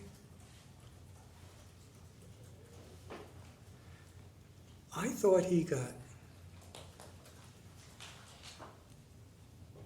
stronger and wiser and better as a president over time. What he handled day to day was remarkable. Okay, remember, he came into office in the middle of a pandemic crisis. Okay? In my view, he led the country through that. That was a very difficult time for the country. I think he led the country to a better place economically than any other country in the world. I know that's not, I know that's disputed, and I know a lot of polling data doesn't necessarily support it, but that was my view. I thought he had a remarkable amount of legislative achievement. I thought he'd done a remarkable job in dealing with Ukraine. I thought he had done a very good job in dealing with a very tough situation with Hamas in Israel. I think about some of his speeches at the end of his presidency, at the very end. Okay? In my view, if you go look at the speech he gave at Brookings on the economy at the end, I think you would think it's a strong piece of communication. That was my view. I thought that was true of the speech he gave at the State Department, where he laid out his vision of foreign policy. I thought it was true of his farewell address. So you ask me over time, his communication skills changed. He became a different communicator. In some ways, there would be things about that weren't as good or as appealing, when he was 40 years old. But I thought as a president, as someone who had the job of president,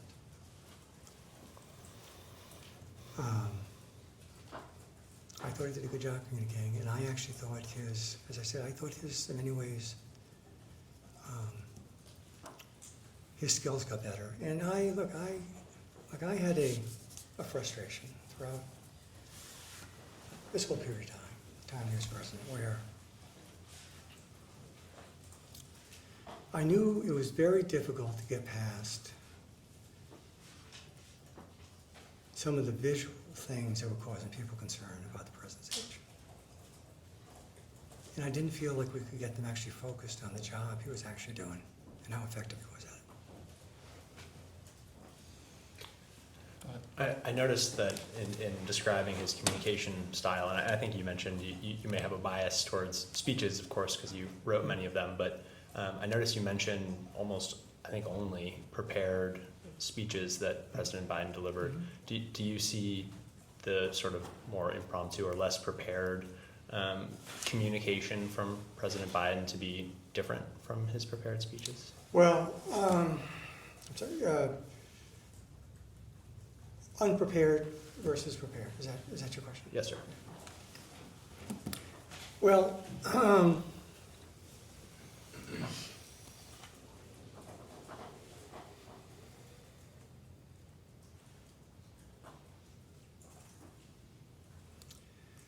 what's interesting, well, let me answer it this way. One,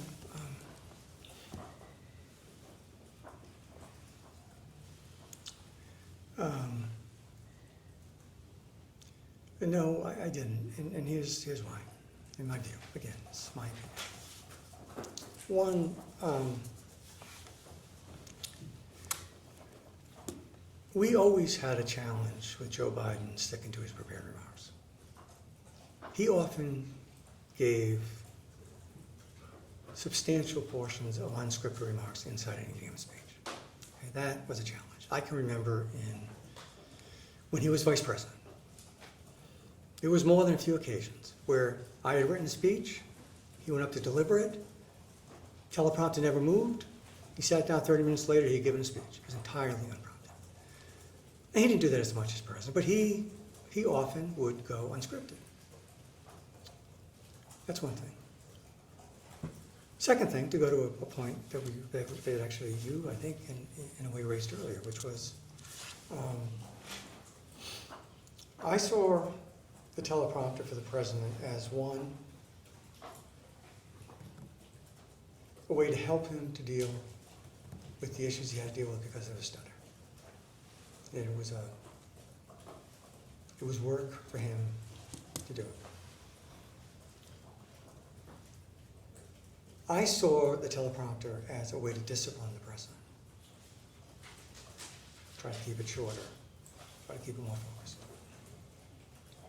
He often didn't like to live there. He would, sometimes he would, but often he wouldn't. That's one thing. But the other thing I would say is this, and I would just point you to at least one, and maybe I can think of another, but just one that has popped into my mind.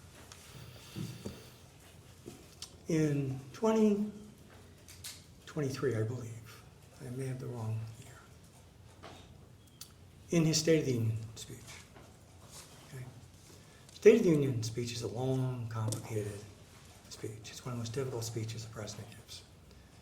Because as you probably know, it is chock full of everything that Congress and the administration wants. And I thought we had written the president an effective speech. The most effective moment in that speech was when he, on the spot, impromptu, wasn't written, wasn't scripted, engaged in a debate with the Republicans on Social Security in front of the whole country. It was one of the most effective moments I've ever seen a president have. That wasn't scripted. And that was as high stakes a moment as you're going to get. He didn't go in knowing that he was going to engage in he knew he was going to, he was going to meet what you always meet when you have a State of the Union. Right? There was going to be the theatrics and the drama. And, that was known. But what he did that night, that was entirely off the cuff. To my mind, that was an incredible skill in demonstration of mental acuity. In the moment, one of the most important issues in the country, conducting a negotiation on your feet. Look, you may not, obviously you may not share that, but I think it speaks to what you're raising, which is, were there moments, were there times when him, off the cuff, you would see a kind of mental clarity and effectiveness. I think you saw it in other places. Look, my memory is when he went to Kyiv, it was one of the most difficult trips any president's ever taken. And one of the most dangerous. Okay? Joe Biden is the only president, I guess you could argue since Lincoln, but really, he's the only president who's gone into a war zone that was not controlled by the United States military. He did that in Kyiv. He did it in Tel Aviv. And after a long, long trip on a train, walked through that square, and I thought he had a very effective moment with Zelensky. I don't remember that being scripted. Maybe I'm wrong. I thought a lot of it was impromptu. So I guess that's how I would answer it. Thank you. Our hour is up. Move off the record. Sir. Yes, we'll go on the record now. The time is 1:06. Hi, Mr. Donilon. I wanted to go back to your conversation with the majority. And, working at the White House, the president has a busy travel schedule. And prior to coming to Camp David for the debate, he had just returned from, a trip abroad, had gone to LA. And you, in your view, you felt that the president was suffering from a cold, that he had been exhausted, he had a lot on his plate, but nothing that had nothing to, the way he was before, the way the debate prep was going had nothing to do with the president's mental acuity, correct? That Or That didn't was my mental view. acuity? my view that I think his testimony was not that he had a cold, but he was fighting off. He was fighting off a code. Apologies. And Mr. Donilon, during debate prep, did any concerns arise about President Biden's mental ability or mental acuity to participate in the debate?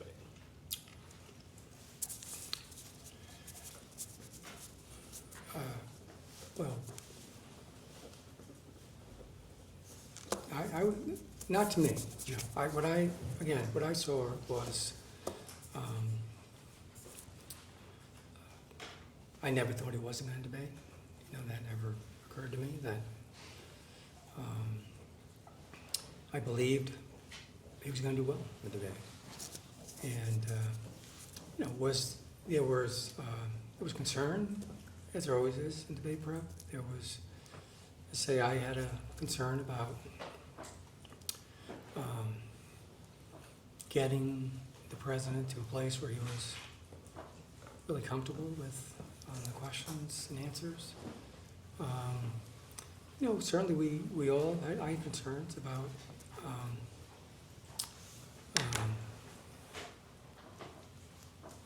how tired he was and about you know, what appeared to be this cold. I had traveled on some of those trips with the president. I was tired. So, and as I say, this was all happening in the context of him, you know, carrying out his duties as president every day. So that was my view. And Just a minute, just speak up a little bit. Oh, okay. Okay. And just so we're clear, yes or no answer, you did not have any concerns about President Biden's mental acuity during debate prep? I was confident that that the president, I was confident he was going to do well in the debate, and I was confident in his ability to do well in the debate. And I did not have concerns about his mental acuity. I had concerns about his fatigue, his cold, if that's what it was. So is the answer to that question no? From my perspective. Thank you. Yeah, and going back to your concerns, and you were concerned that the president was too focused on specific details on substantive issues and should be more focused on style. Is that correct? That adds to your concerns? Well, yes, I certainly thought we were spending an extraordinarily amount of time on the substance and specifics of the Q&A, and so that was a concern I had. And do you think someone in cognitive decline would be able to drill down on details and be specific on substantive issues? Well, I'm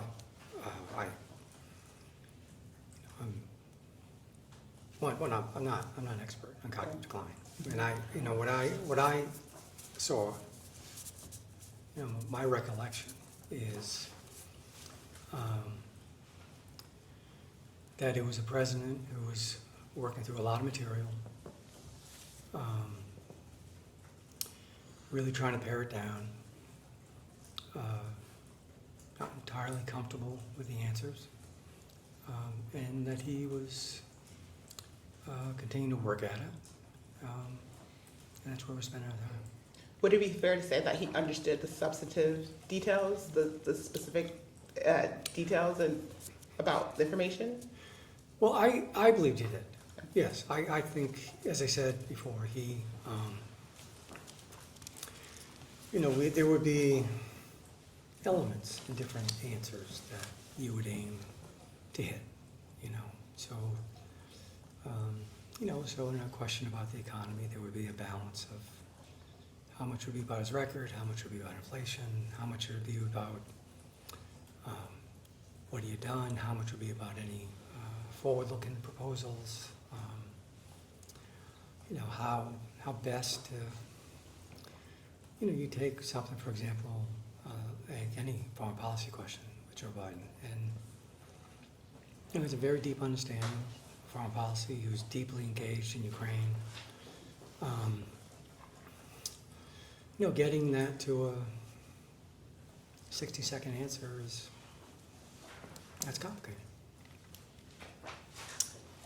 And, you've also said you've worked with Joe Biden for a very long time, and that over time, his communication style changed. But it didn't change because he got worse. Because he got better. He was more experienced. His judgment was wiser. Would you say, did you feel that it was due to a decline in mental acuity or a diminished mental capacity? I think what I said was that he had different strengths as a communicator at different points in his career.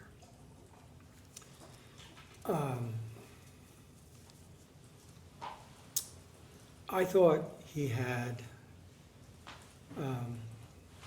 gained certain strengths when he became president and while he was president. I understood many people had concerns. I mean, for example, look, his voice was weaker, right? I understand that causes concerns about someone's age. But when I think about what I saw on a day-to-day basis of him doing the job, I thought he was quite engaged, he was in command, I thought he was quite effective. So, Mr. Donilon, can I ask, throughout your time in the Biden White House, while President Biden was in office, was there ever a time where you had concerns that President Biden was unable to fully execute the duties of the office? I don't recall having that, no, from my perspective, no. And in this vein of, in your experience, President Biden's communication style changed over time. You mentioned with my Republican colleagues that you noticed that he started to stumble over words again. And I think earlier you mentioned that President Biden has a history of a stutter. Is that right? Can you elaborate on that? What type of stutter did President Biden have? If you have any information about, what he suffered from or how it debilitated his speaking, that would be helpful. I don't. I don't know from a medical perspective what it was. What I recall, what I understood it to be was he had a very pronounced, maybe you could say debilitating stutter as a younger child. Not a younger child, I think it was, I forget the ages, but it would probably be into his teen years. And he had worked very hard to overcome that. And he had become,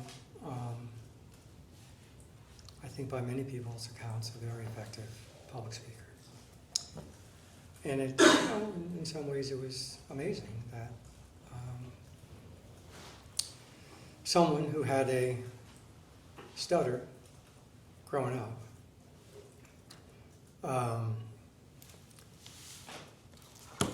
could stand on the steps of the Capitol and give an inaugural address. What I can say about his stutter, and again, I'm not an expert in it. And I think the president is quite proud that he believes, he's beaten it. But I think he would say, and I've heard him say, and others have said that,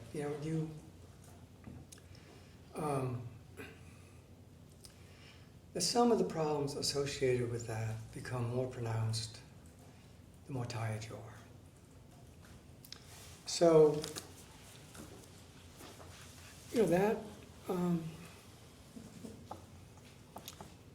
And I think it's hard to be president and not be tired. So I think we would see moments of it coming out when he was especially tired. And that would be true whether it was in scripted remarks, unscripted remarks, interviews. It's just the nature of what he was dealing with. That's not first. We'll go first. We'll go first. Okay, sorry. Okay, we'll go on the record. Mr. Donilon, what steps would you and other senior advisors around President Biden take if President Biden was particularly tired? How would you handle that?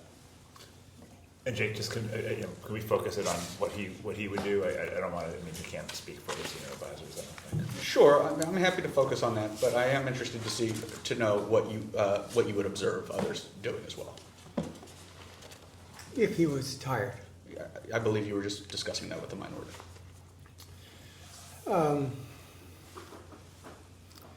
Well, from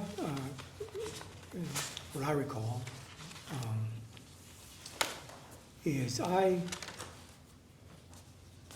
had a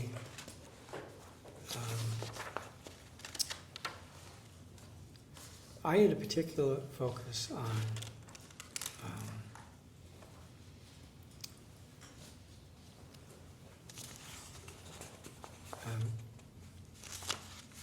trying to cut back his schedule.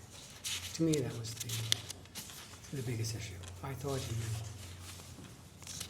thought he had a very busy, chock-full schedule throughout his entire presidency. And I thought it would be a challenge for anyone to do it, no matter their age. I can't say I succeeded in it.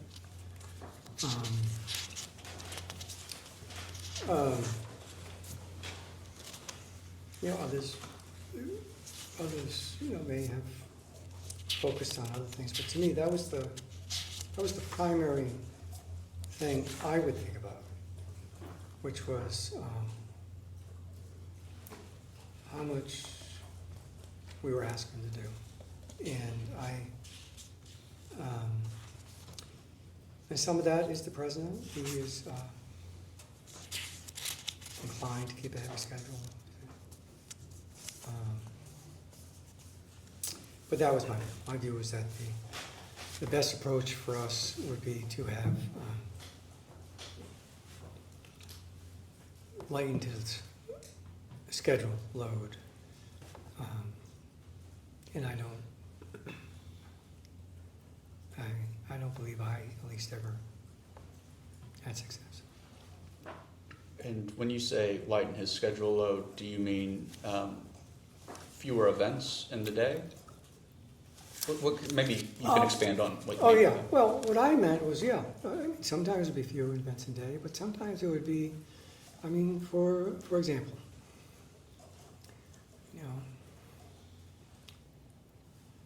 the idea, the fact, this is what I recall. The president flew from Italy to Los Angeles. And I don't think there was a day in between. I think he's starting the day elsewhere in the world, discussing, with world leaders. And he's finishing this day on a stage, fundraising. I think that's a lot to ask, and I don't think we should have done it. That's what I mean. And I was a problem. For example, when the president went to France, he spoke on D-Day, on the 6th. I very much wanted him also to speak at Pointe du Hoc the next day. That was a lot to ask. Those are two big, tough speeches in the middle of a lot of travel. And it might have been better if he hadn't. Now, I thought he delivered both of them very effectively. But really, I just think about, like, you think about that idea of, you wake up in the morning speaking to the leaders of Italy, or I don't know if Zelensky was there or who else was there. And then, I don't know how many hours later you're on stage. So that's what I mean by that I just thought it was a very, and I thought that was common. I thought we frequently put him in that position. And besides, traveling around the world, when you were back in DC and working in the White House, did you make attempts to lighten his load in other ways, just working out of the Oval Office, working out of the West Wing? Well, I did not. First of all, I should say, I didn't control the president's schedule. Sure. I could make suggestions, for example, if I thought he should give a speech. But I didn't, from my perspective, and I recall, I don't think I mean, I would be asked. We would have weekly schedule meetings and that sort of thing, but I would not have much of a role in what his schedule was. Sure, understood. But did you ever, in your 4 years of working in the White House, did you ever, have a conversation with anybody, and say something along the lines of, we got to give them a break. I mean, we gotta let them rest. We gotta, anything like that. Well,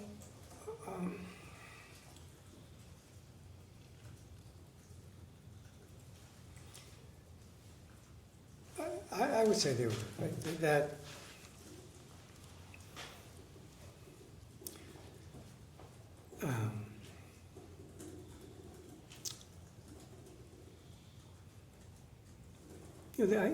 There were a number of those conversations. One that I remember, a specific one I do recall, was when Jeff Zients was named chief of staff.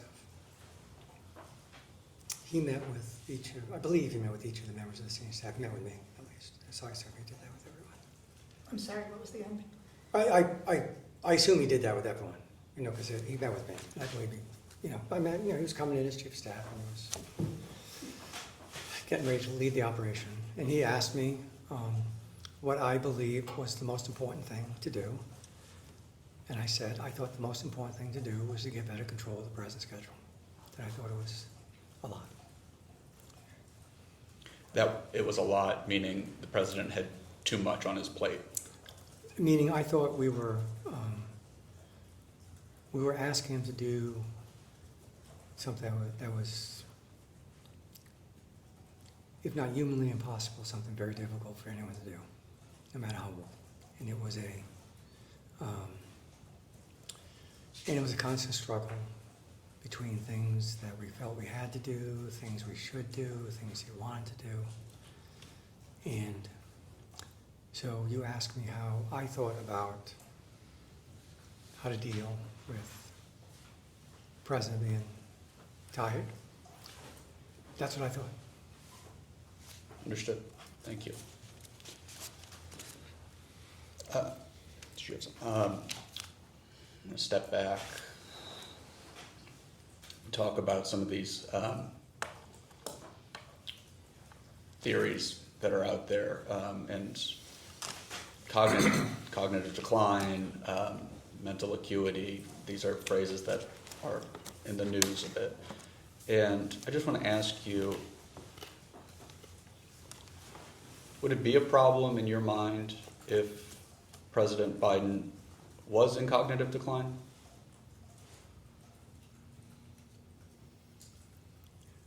Well, you're asking me a hypothetical I didn't believe. I didn't believe it was in cognitive decline. I want to actually ask your thoughts on an article that I read this morning. I'll pass it out and give you as much time as you need to read it.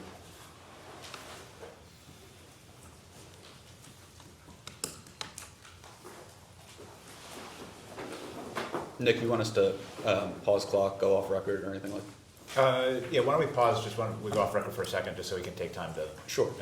And Jake, is this an exhibit? Yes, before we go off the record, I will mark this as Exhibit 3.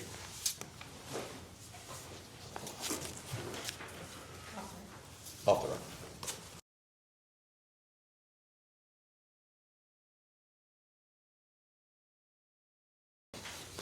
Okay, we'll go back on the record.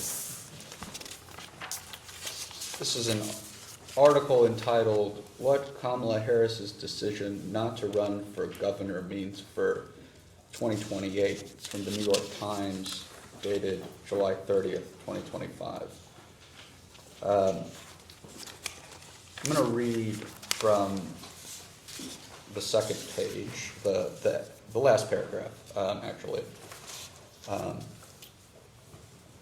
Ms. Harris, perhaps more than any other Democrat, would have to reckon with her support for Mr. Biden as his acuity deteriorated before the American public. She did not allow any daylight between herself and Mr. Biden while he was still running for re-election. Then, when she became the party's nominee, she said in an interview on The View that there was nothing she could think of that she would have done differently from him. Did I read that accurately, sir? Yes.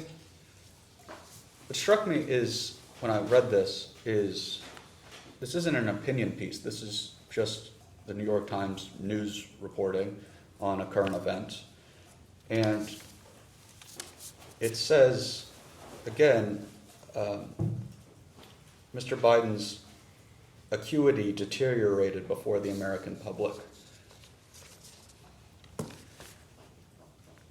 Do you disagree with this reporting?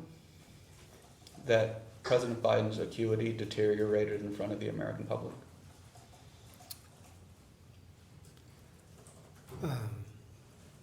Well, you've obviously just given this to me, right? So I'll give you my reaction.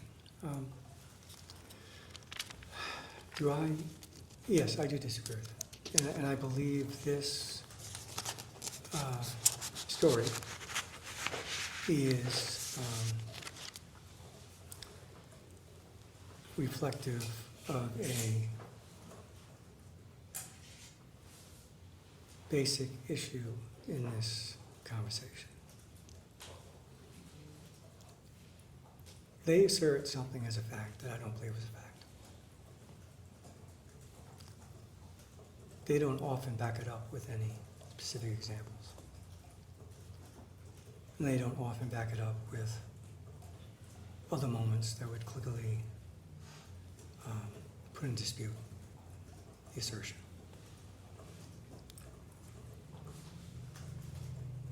I think this conversation is very loose and ill-defined.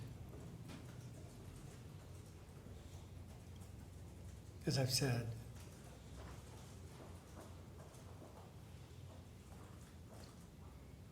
from what I saw,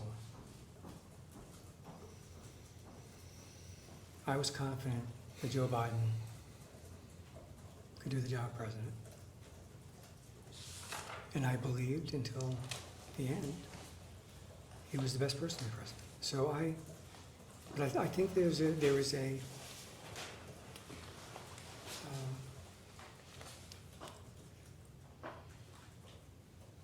a narrative here that is built on,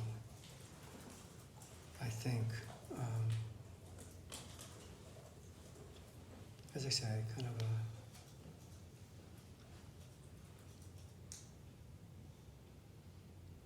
ill-defined definition of what they're talking about. And as I say, as I sit here today, I come to you as someone who saw the president on a daily basis. What sort of evidence would support this assertion? Well, say I don't know because I don't share it. Well, no cognitive exam was conducted of President Biden, so I guess the American people only have their own eyes to rely on, right? Do you have any knowledge of President Biden's advisors weighing in on whether Dr. O'Connor should conduct a cognitive exam of the president? What I recall is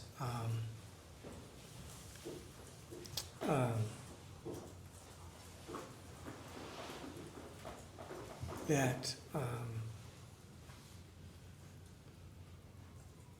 at least from my perspective, I believe that was a medical judgment for Dr. O'Connor to make. I couldn't hear you. I believe that was a medical judgment for Dr. O'Connor to make. Are you aware of any of President Biden's advisors weighing in on the decision whether or not to conduct the cognitive exam of the president? Well, what I'm aware of, is I can't point to a specific conversation, there was conversations about about a cognitive test. There were a number of press inquiries about whether the president would take a cognitive exam. And my view, at least, was that that was a medical decision for Dr. O'Connor. Who was a part of those conversations? I can't name specific people other than it would have been, I think, the members of the senior staff. What was your opinion about whether an exam should be conducted? My opinion was this was a decision for Dr. O'Connor. Did any political advisors recommend having a cognitive exam? That I can't say. I don't know. I don't want to speak for someone else. Again, I come back to something I said a few minutes ago, which is, look, I think this is a very complicated issue. I think this term gets used. I often don't know why.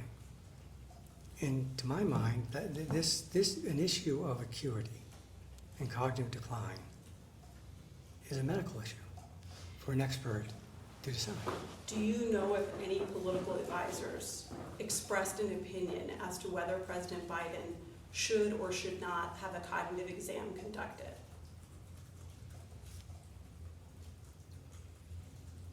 I don't recall. But you do recall that there were discussions among the members of the senior staff, is that correct? What I remember is that we were frequently receiving questions from the press about whether the president would take a cognitive exam.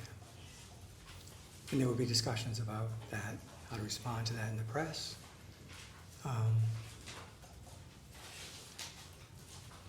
But as I say, what I recall from my perspective, as I said, I treated this as a medical issue for a doctor. And I just want to be clear that when you are referring to members of the senior staff, because actually we're going to talk about senior staff here in a second, but when you're talking about members of senior staff, would that have included Annie Tomasini?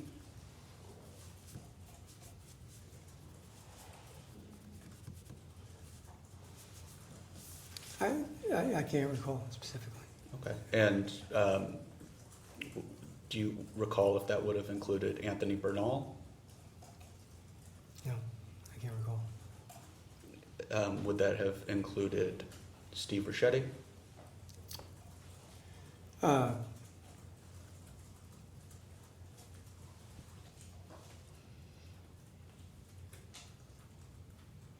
I would say that would be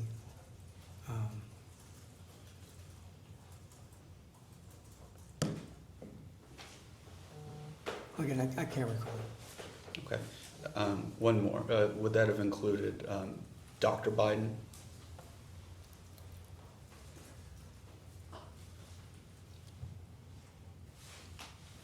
I can't recall that. Okay. Thank you. Stepping back, turning to your time in the White House. We understand that there were 2 morning meetings. One occurred at 8 o'clock usually, and one occurred maybe around 8:30. It's my understanding that on the 8 o'clock call, that was the senior staff would have a call, and then more people would join for the 8:30. Is that how things worked?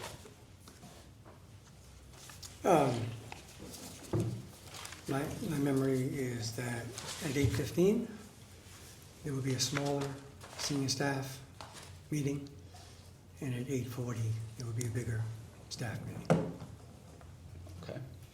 Who would be at the 8:15 meeting usually?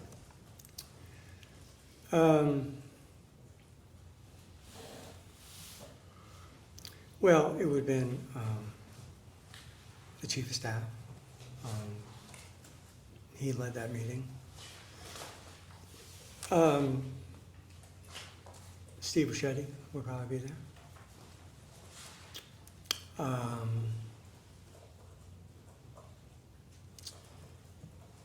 Jake Sullivan might be there, depending on whether foreign policy was an issue at the moment.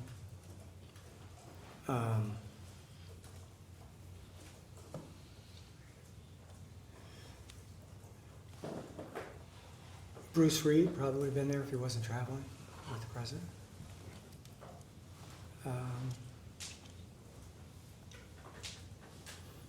Some press communications people would probably be there. Press secretary, communications director.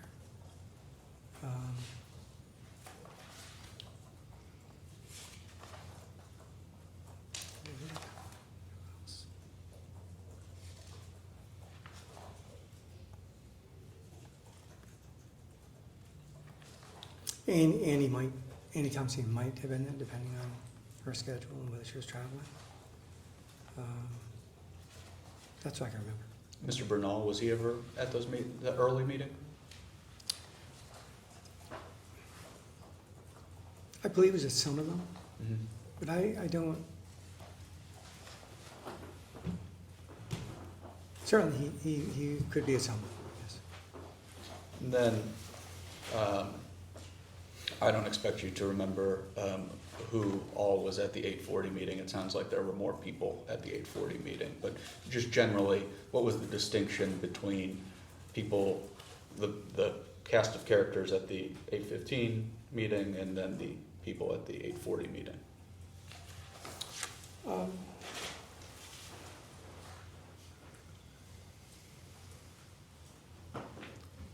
Well, I don't know because I didn't set the manifest. My sense was that the 8:15 call was the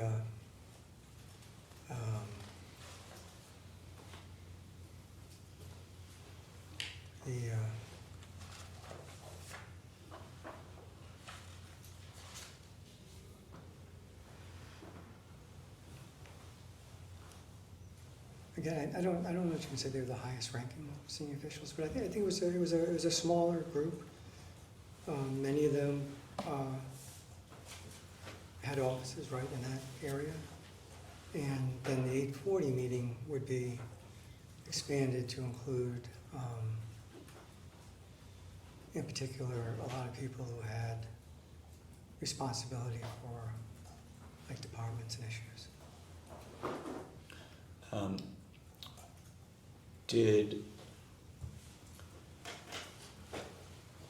When you made reference earlier to you were having conversations about about fielding questions about a cognitive exam from the press, would you discuss that at the 8:15 meeting? Is that where you'd be discussing that with the members of the senior staff?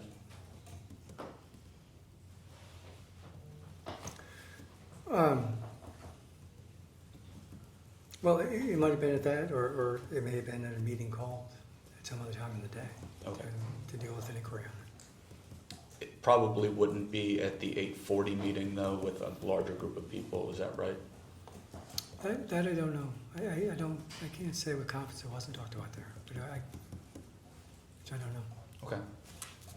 Have you ever heard the term Politburo to refer to a group that included yourself, Mr. Reed, and Mr. Richetti? I never heard of it until I read it in a book. That book would be Original Sin by Mr. Tapper and Mr. Thompson. Is that the book you're referring to? Yes. But before then, you had never heard that term used. I don't recall ever hearing that. Did you ever hear the term poobahs meant to refer to you or other group of people? I don't recall that either. Did you ever hear the phrase gray hairs to describe yourself and any other people? I don't recall that. And that's fine. But was there ever a shorthand in your time in the White House to refer to you, Mr. Richetti, and Mr. Reed? I have no recollection of any shorthand for the three of us, no. Would you consider the three of you the closest advisors to President Biden?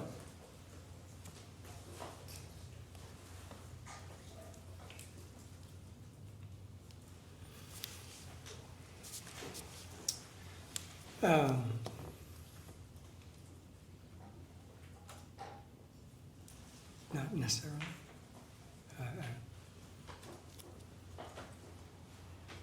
Chief of Staff was a very close advisor to the President.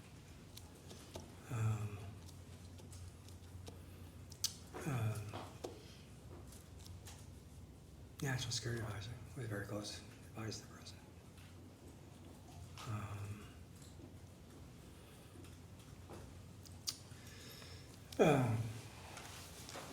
The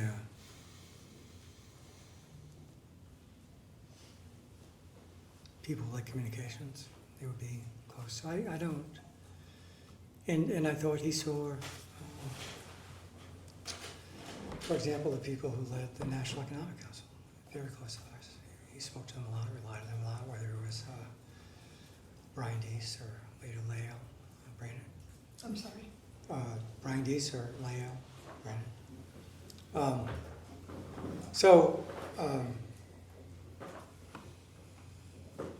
My point is, I thought there were many more close advisors to the President, just three of us. Okay. I'm sorry for a brief interjection here, but just a question.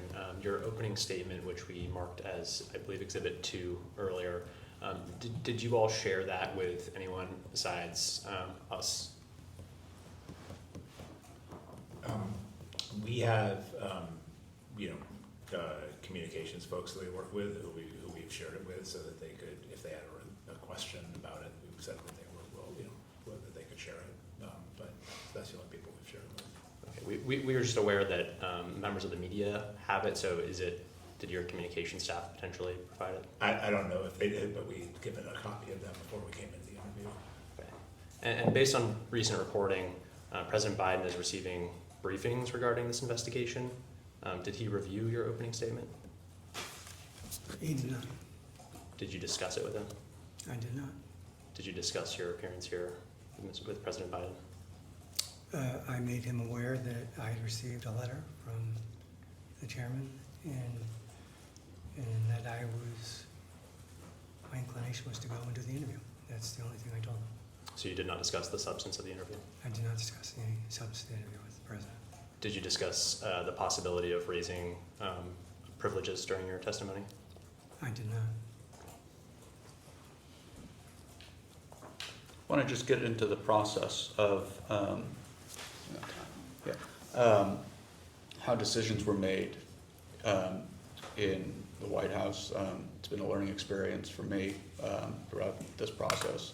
It's my understanding that a decision book full of decision memos would be compiled the staff secretary and then transmit it to Ms. Tomasini or somebody working under Ms. Tomasini while she was head of Oval Operations. Is that your understanding?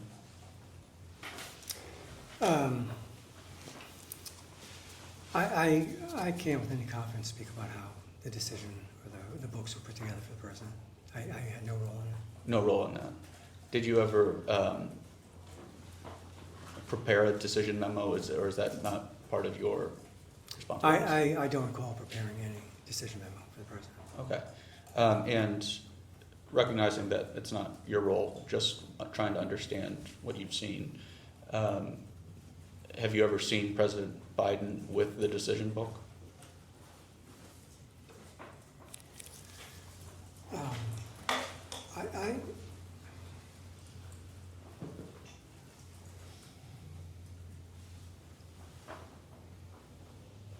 When I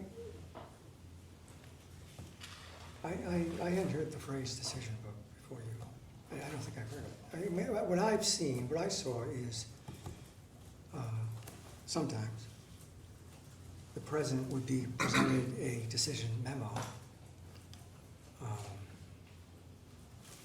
Maybe there was a decision book, but I always thought of it as a memo he would be given, it would be in a folder,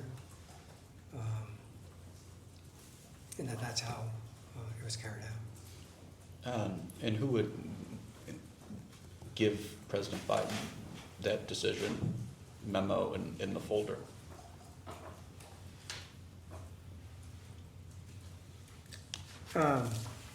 Again, I can't say it was certainly. My sense is it was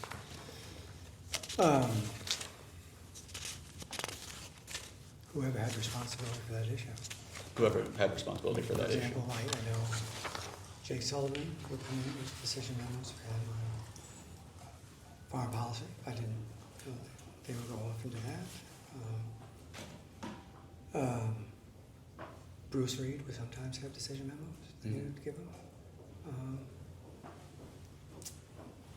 I assume that's how it worked. And understanding still that this is not your area of expertise, it's my understanding that there would basically be a card attached to that memo where the president could check yes or no, or need more information. Is that your understanding, or is it different?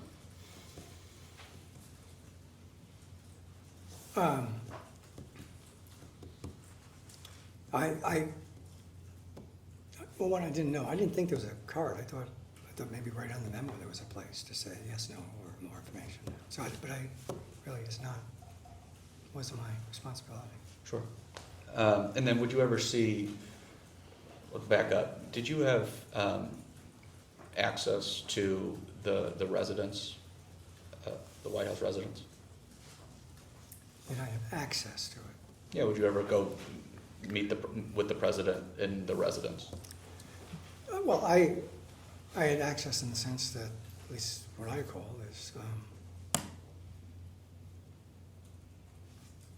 they would ask me to come over.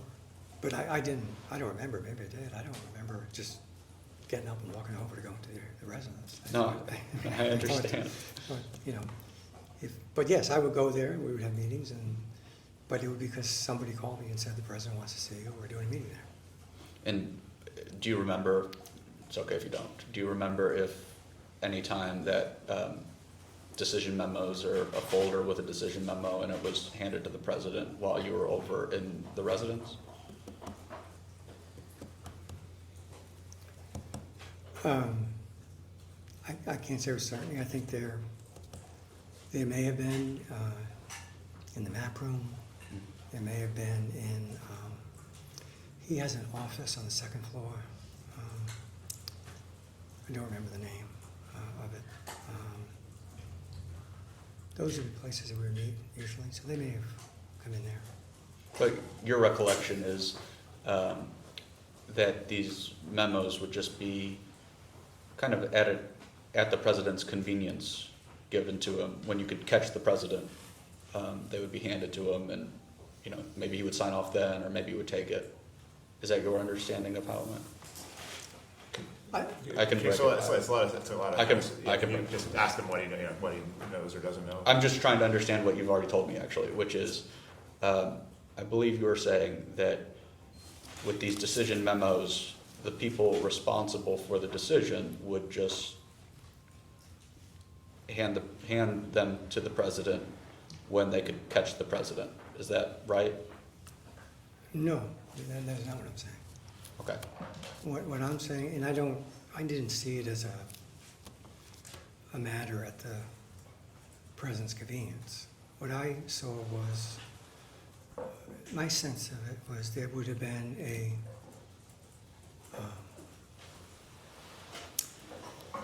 series of meetings and memos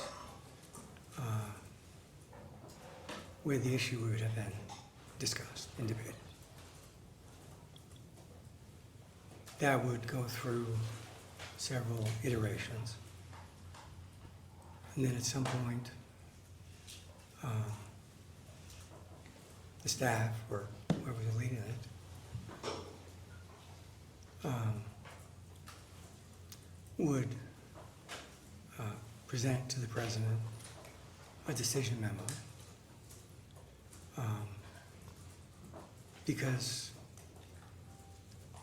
my sense of things was what's going to happen until he made those decisions. And he made those decisions. And he might say, I'm not ready to make a decision. Or he may say, I want more information. But it was, I don't think it was a matter of where you could catch him. I thought it was a matter of, there had been a process. That process had been followed. It had come to a decision point, and then that had to be presented to the president in order for there to be a decision, because he had to make it. Understood. Did you have any conversations regarding the clemency or pardons of anyone during your time in the White House?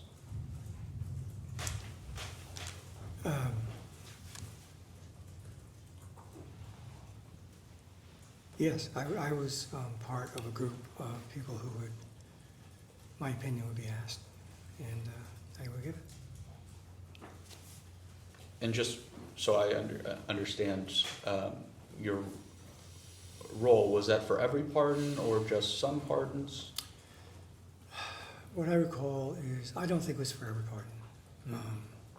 There was a process. It was led by the White House counsel's office. They may or may not have included me in the discussion about it. Then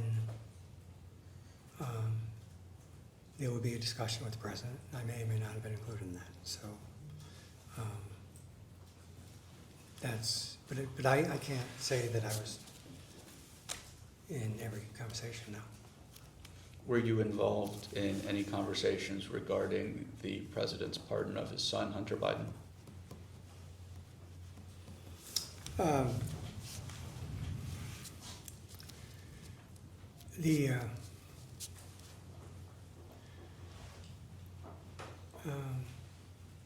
The president made the decision to pardon Hunter, and he did that, to my memory, without speaking to me. And I think my memory is he had made that decision, and he made that clear to the staff that was his decision. Do you recall when he made that decision, recognizing that you can't read the president's mind, but do you remember when you became aware that the president was going to do that?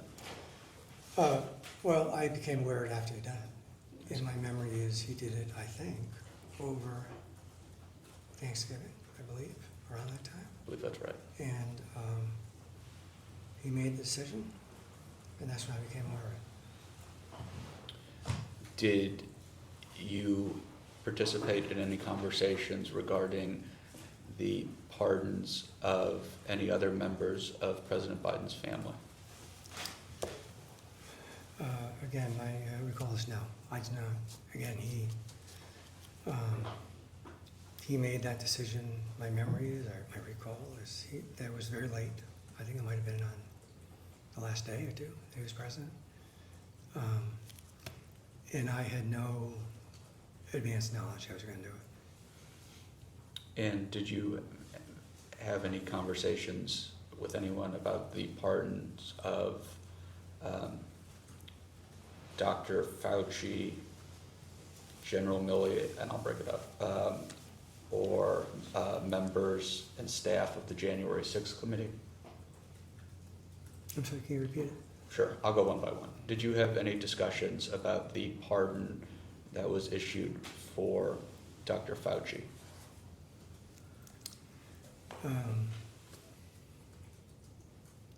Yes, I was at a couple of meetings where the pardon for Dr. Fauci was discussed, yes. And who else was at that meeting?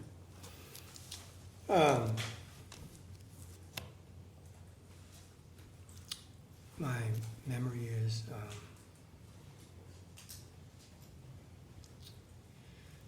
the White House counsel at Cisco, Jeff Science, chief of staff. And Kate, are you gonna tie this to acuity? So this seems like it's pretty off topic. I actually am, and I can do it now. I'm just wondering if President Biden felt adamantly about these decisions, or if this was coming from somewhere else. So, at the meeting I was just talking about with Dr. Fauci, President Biden was there, and he was presented the case for it, the case against it. White House counsel spoke about, the merits of it and any concerns. He always raised any concerns that any pardon might trigger. The president heard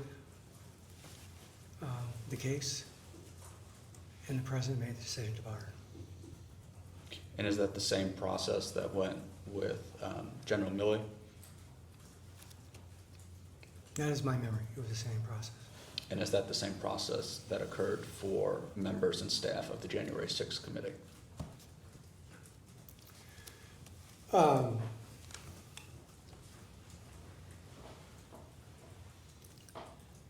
recall that it is, but my memory is the president considered Dr. Fauci and General Milley in one meeting in the discussion about the January 6th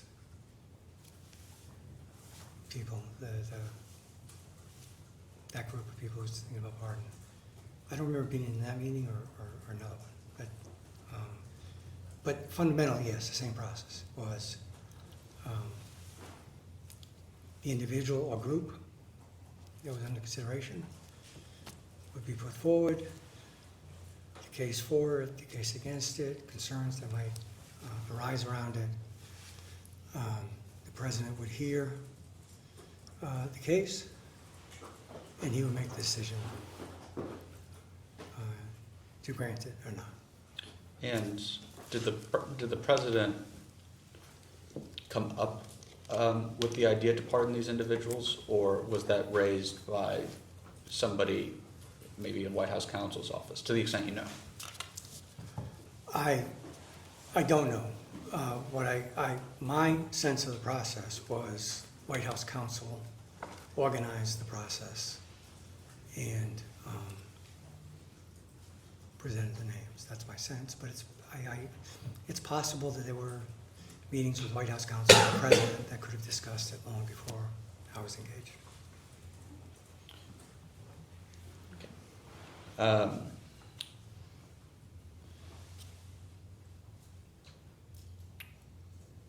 Do you know anything about the use of Autopens to sign documents or executive orders or pardons, anything? I don't recall having any knowledge of the Autopen. Did you know an Autopen was in use for some documents? I didn't know what the Autopen was being used for. I mean, over the years, you would hear how it had been used for, constituents response and that sort of thing, but I don't remember any conversation about the Autopen.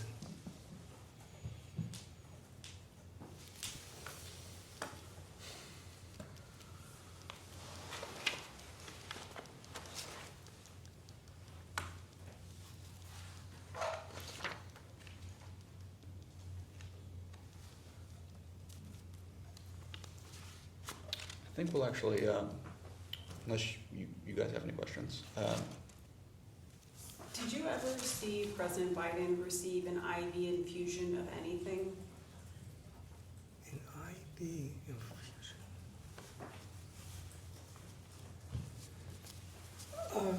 Well, I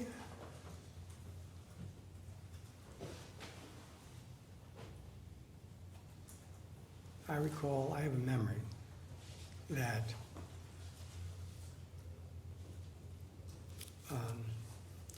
so I was with the president when he came down with COVID for the second time. We were at a restaurant in maybe Las Vegas, I'm not sure. We were at a restaurant, and he had been speaking to people and walking around it. And then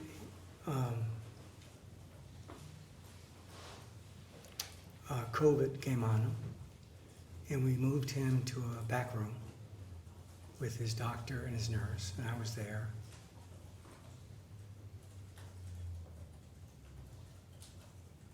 I don't remember with certainty if he had gotten an infusion there. But I remember he had really been hit hard by COVID. So that, I can't think of another,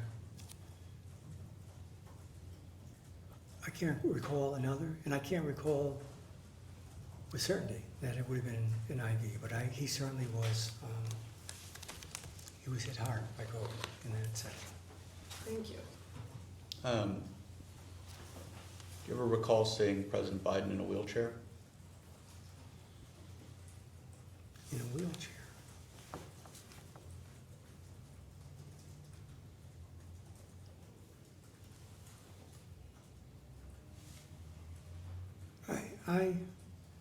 I don't recall seeing President Biden in a wheelchair. What I recall, quite ironically, is he saw me in a wheelchair. And that was not, I didn't think that was great. But I don't have a memory of seeing him in a wheelchair. I don't know when it would be. I don't know. Do you recall any conversations about the possible need for President Biden to have a wheelchair at some point during his term? I don't recall any of those conversations. None with Dr. O'Connor or any of his staff? I don't recall that conversation, no. Do you remember any conversations about having to make any kind of physical accommodation for President Biden's physical aging? Well, what I recall is, and I can't tie it to a specific moment. What I recall is the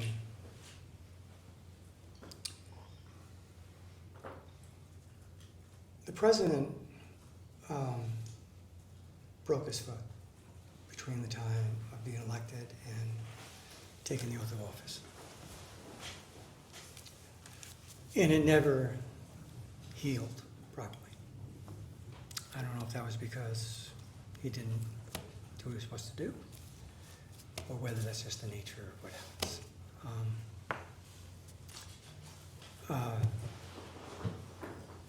It had a profound impact on the president and the presidency, because previous to that, no noticed any issue with Joe Biden's gait or his walk. I don't remember any of that coming up in the 2020 campaign. And after that, it was I think it was a big part of the perception of the president's age. I say that because I know at some point, I don't remember why, at some point there was a decision made that he would use the shorter steps to go into Air Force One. Then there's one that's quite steep, and there's one that's less so. And I think that's why it was made, because he was less steady on his feet. That's the one I recall.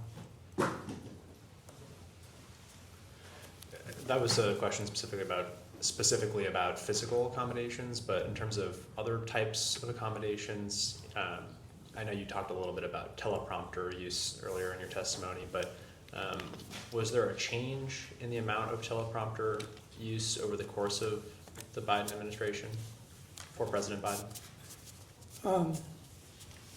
For instance, during cabinet meetings?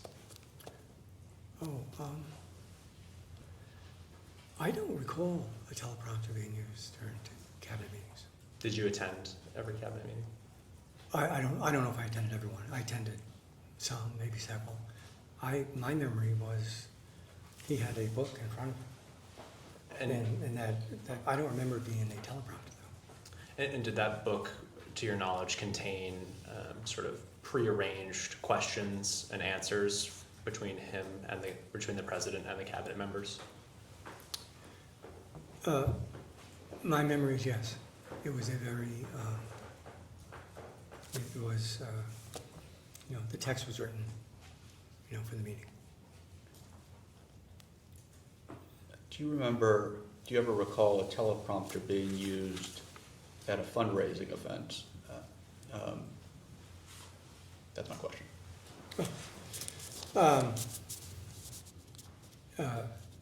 Yes, I do. Even rather small fundraising events, maybe 30 or 40 people, was a teleprompter used? I don't remember if there was a cutoff.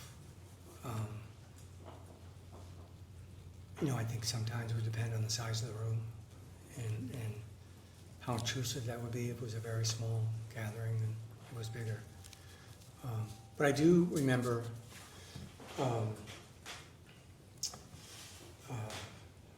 moving to teleprompters for fundraisers. And my memory is, what I recall, is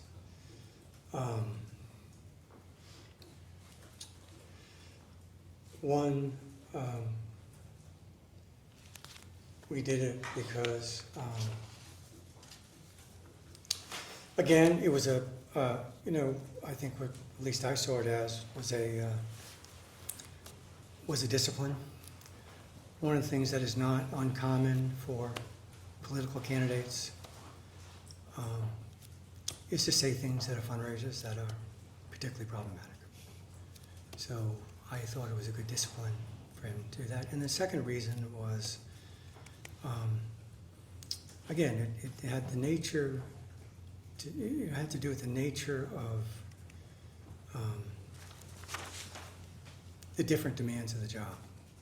And so I would think it would be hard to go from a national security meeting about Ukraine to then go into a fundraiser in Potomac, Maryland. And so I think you would use it to help to get his mind reset on this is a political event. That's my memory of it. And you made reference to problematic statements that a teleprompter can help avoid. What kind of problematic statements would you be concerned about from President Biden specifically? Well, I can't remember with specificity, but I can say that over the years, the president would say some things that would generate a lot of attention. I mean, for example, one that I remember is actually, I think it was in the 2008 campaign. I believe he was on the West Coast, had a fundraiser. And he made a comment that Barack Obama was going to be tested because he was so young. And it caused a firestorm. Because there were a lot of concerns about whether or not Barack Obama at that time had the experience to be president. So it stepped into a controversy that no one saw coming. And so it's not new. It's not limited to Joe Biden. And so, as I say, I know there were a couple of things he said in 24. I can't say specifically what they were. But I do remember the one with reference to President Obama, because I remember how much controversy it caused at the time. Because it went to, a particular concern that the campaign had about whether Barack Obama would be seen as ready to do the job. And you said that the teleprompter helped reset the president's mind. Did you notice you having to do that more often from 2020 to 2024? No, I didn't see any different than I saw it. I mean, my memory says, my sense of that was true in 2008. It was true in 2012. In the re-election campaign, again, Joe Biden was in a fundraiser. Again, I believe it was on the West Coast. And again, he made some comments which caused some controversy. And so this is I think it's a common problem to all candidates. And when I say reset the mind, what I'm saying is that you are, especially when you're president, you're moving from, questions about NATO to now questions in a fundraiser. And, and I would think that it just helps to remind you, at a minimum, that you are in a political setting. But vis-a-vis teleprompters, would you say that there was no change in use with them at fundraisers from 2008 to 2024 for Joe Biden? I don't know. I can't recall whether they were used in 8. I don't think they were used in 8. I have a memory. I recall that they were used in 2020. But remember, 2020 was an unusual campaign, right? There was COVID. Much of the campaigning was done on Zoom. And so, if I had to guess, that they probably were used then, but I can't say with certainty. Do you think that the unusual nature of the 2020 campaign being conducted by Zoom benefited then Vice President, then former Vice President Biden?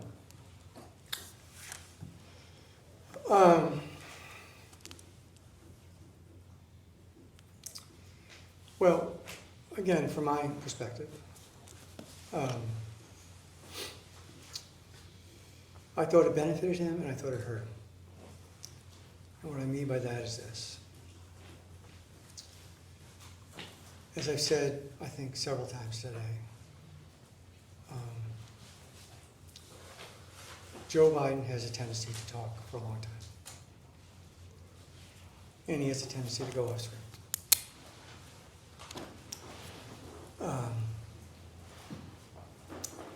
So I think it's surprising, if, I believe this to be a fact, I've never fully checked it. It is surprising to me that his acceptance speech at the Democratic National Convention was the shortest acceptance speech ever. And the reason for that was because he did it alone, in a studio, into a camera. He didn't do it in front of 20,000 people in an arena. So I find that, and I think that was helpful. I thought it provided a real discipline and focus. So I think that helped. But I think it hurt for this reason. As you mentioned earlier in this interview, you asked me questions about whether Joe Biden was energized by meeting people. I think one of his greatest strengths as a political candidate is the personal interaction he has with people. That was all taken away in 2020. So in some ways, the single greatest strength that Joe Biden has in politics was denied to him in 2020 because he couldn't be with people. Thank you. That ends our hour. We'll go off the record.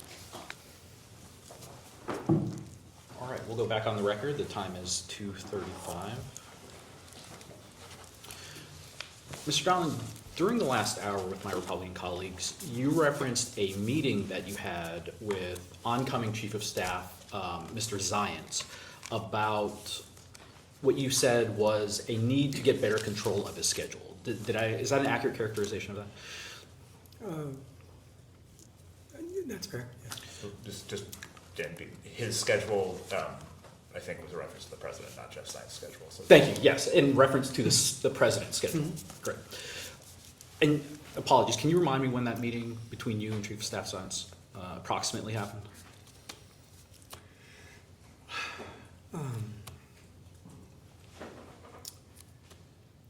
I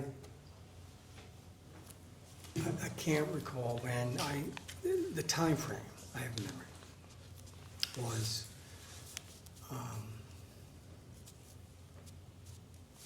I believe it was after Jeff was announced, but before he actually started the job. Okay. I have a memory of him coming to my office and him saying something like, what do you think is the most important thing for me to do? And how did you respond to that? Well, as I recall, I responded along the lines I just said, which is that I said, Jeff, I think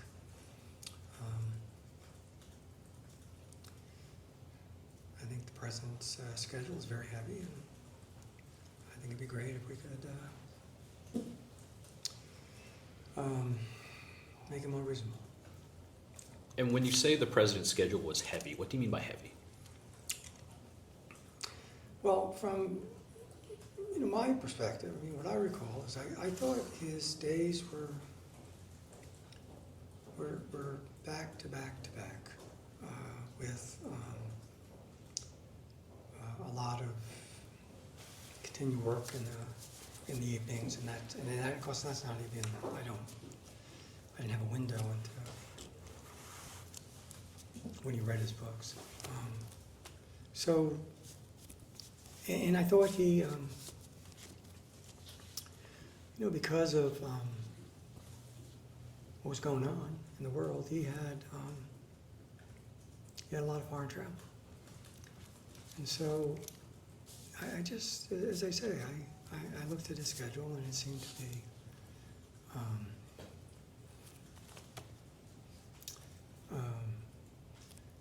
I thought it'd be demanding for anybody. Thank you. So, Mr. Allen, just a few questions for the record. To your knowledge, are you aware of any instance where an executive order issued during the Biden presidency was signed without President Biden's knowledge or authorization?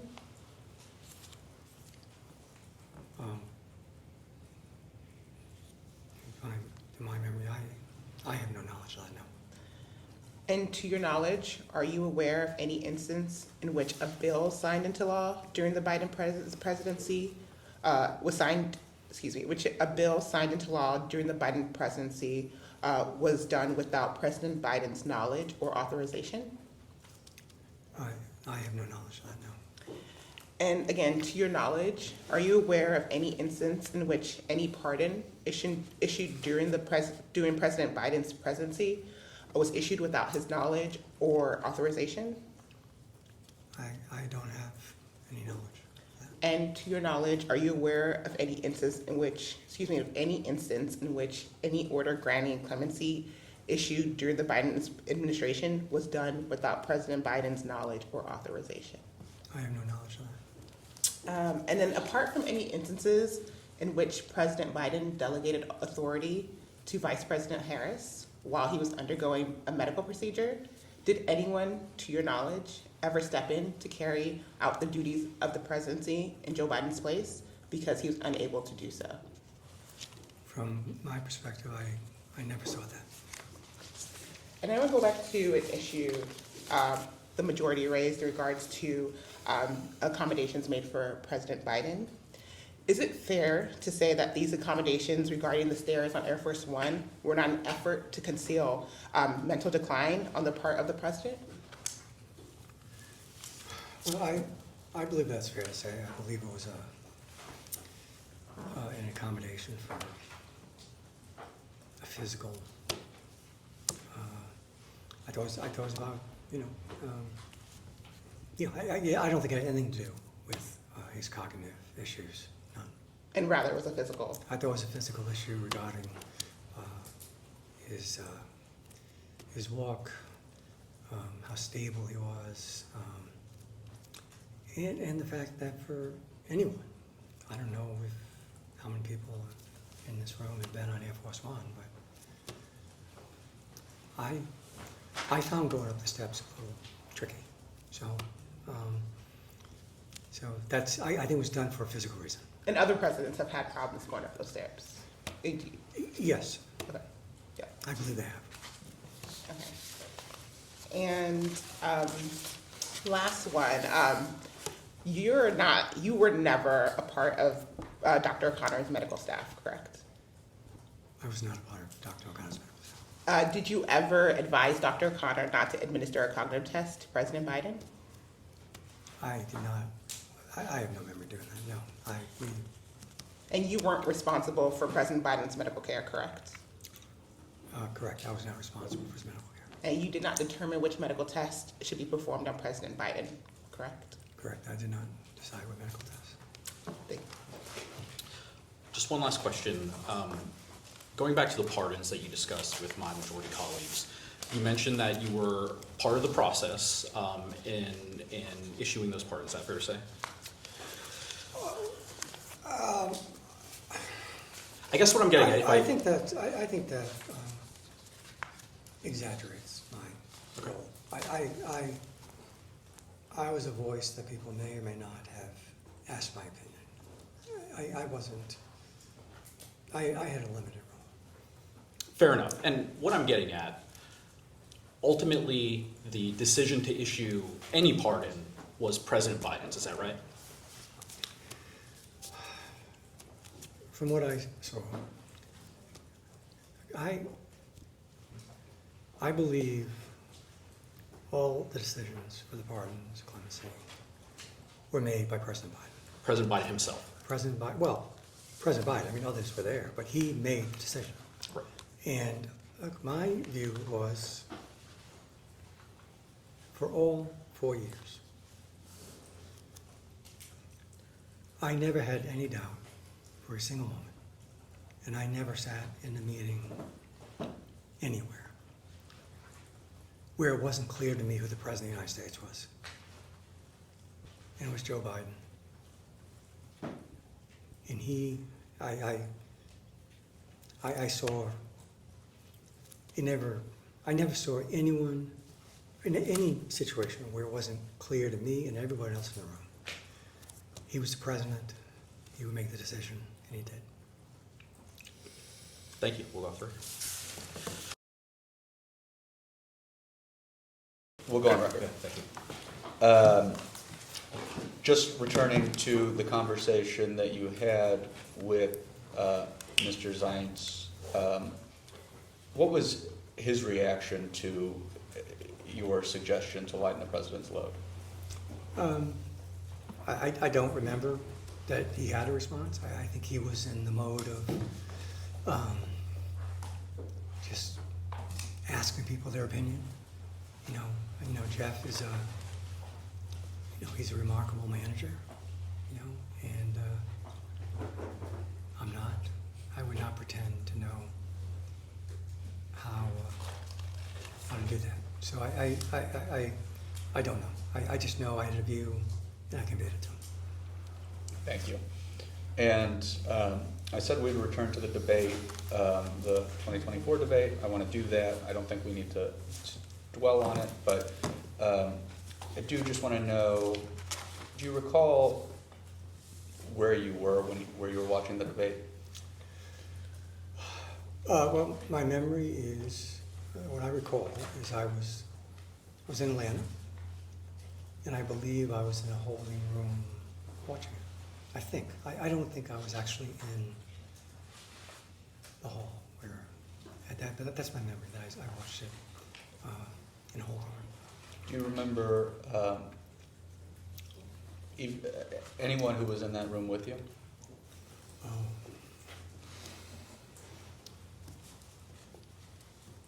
I don't remember. I don't remember. I think Ron traveled to Atlanta. I don't know if he was in the room. I don't know who was in the room. I'm sorry. Do you have any recollection if Steve Ricchetti was in the room with you? I don't have that recollection. Steve did not travel often. I'm not, so I don't have a recollection of whether he was in the room, no. There is an anecdote that Mr. Klain confirmed, he couldn't remember exactly, where at the point where President Biden said something along the lines of, we finally beat Medicare, Mr. Klain stood up and said, we're effed. He didn't say effed. Do you remember anything like that occurring? I don't. I don't. I know Ron had strong reactions in debates. I don't remember him saying that. No, I don't. Do you remember, and I'm asking just generally, what the people or what the mood was around you while you were watching that debate? My memory of the mood in the room, is that? Yes, sir. People were concerned. The moment that you're referencing was the worst moment in the debate. And it had, in my view, a big impact and an outsized impact on the perceptions of the debate. And so, as I watched the debate, and I've watched it since, I thought that answer was a problem.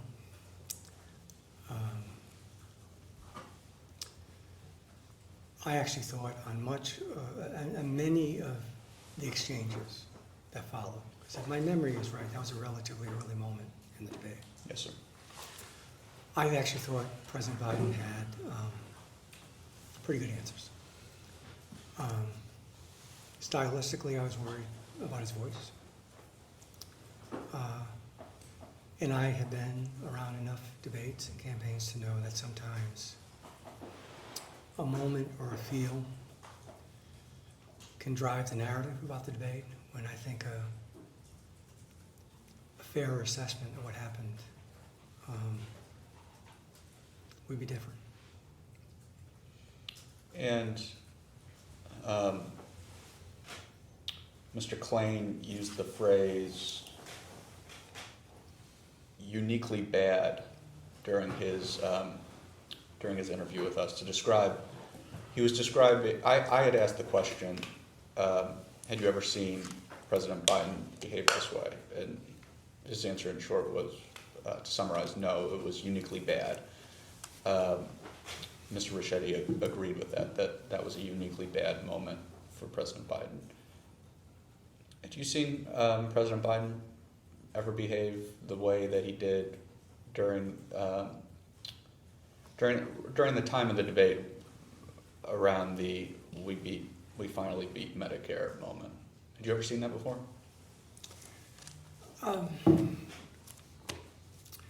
Well, I can't recall seeing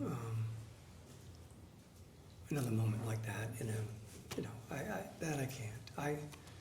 I've looked at the debate quite a bit. My sense is what he wanted to say was, we beat Big Pharma, and he said, we beat Medicare. Again, I thought it was a bad moment, but I felt there were a number of exchanges that followed that were pretty good.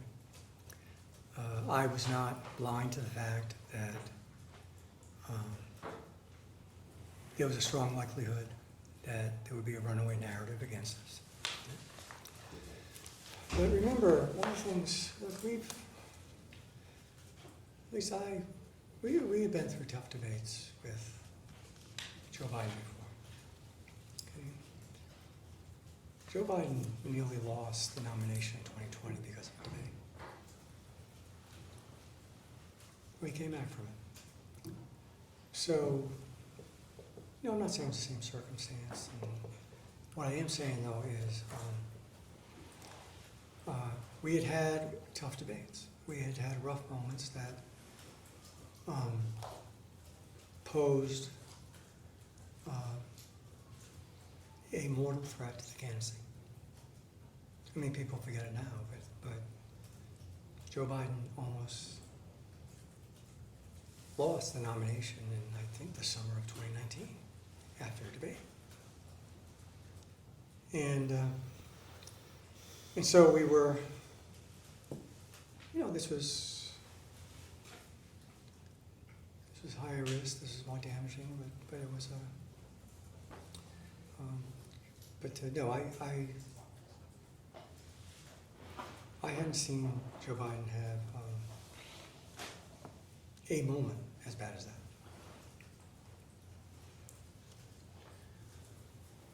The New York Times reported in 2022, or reported later, but that in 2022, you told President Biden that, quote, your biggest issue is the perception of your age. Do you recall saying that to President Biden?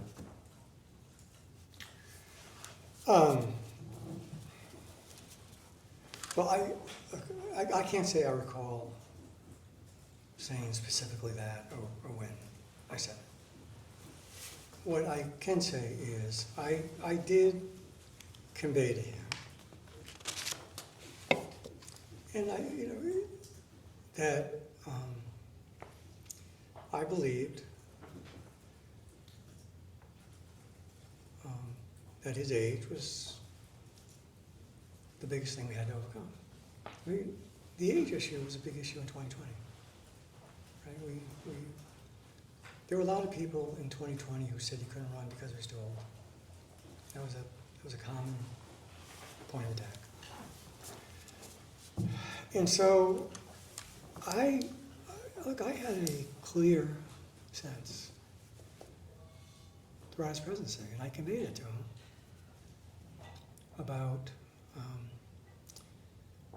what I believe to be these kind of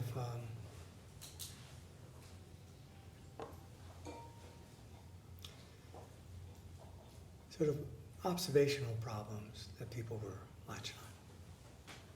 That his voice wasn't as strong, that his gait wasn't as strong. And so it's fair to say that early in his presidency, one of the reasons that I think President Biden trusted me was because I didn't talk about our conversations. I didn't. And so, and I'm not, comfortable doing it. It's just, that's how I worked. And, but, yes, it is fair to say that I had conversations with him about what I believe to be the perceptions of his age and how they will continue to be an issue. And some of the other folks that have testified have pointed to having the debate earlier being a way to quell concerns from the American people about his age. Was that part of the calculus of having the debate at all, or especially having it earlier in the cycle than had been done before?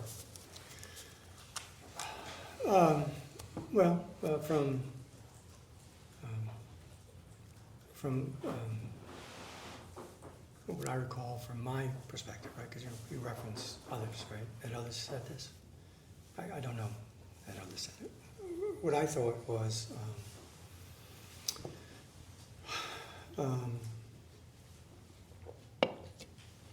that it could be an opportunity for the American people to see him on stage and to reassure them about his age.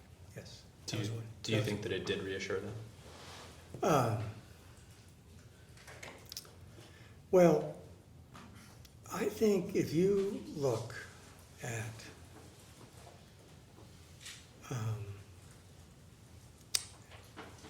polling and focus groups done the night of debate and the days that followed, what I think the public reaction was I think they felt Donald Trump won the debate. I think they had concerns about the president's age.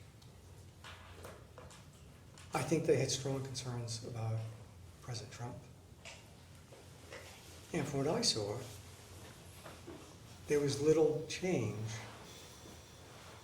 in the vote choice in the race. And then, in fact, if you go back, and again, this is by memory, I hope I'm right, I think I am. I remember getting a report the night of the debate along those lines. I remember following the public polls in the days that followed.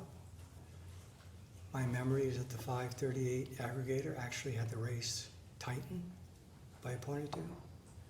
So you asked me what the public response was. And I think the public response, as I've said before, was measured. I think when people looked at the debate, the conversation was solely focused on President Biden in terms of the press and punditry. I think the voters evaluated both the candidates. And I think they walked away from that debate with concerns about both of them.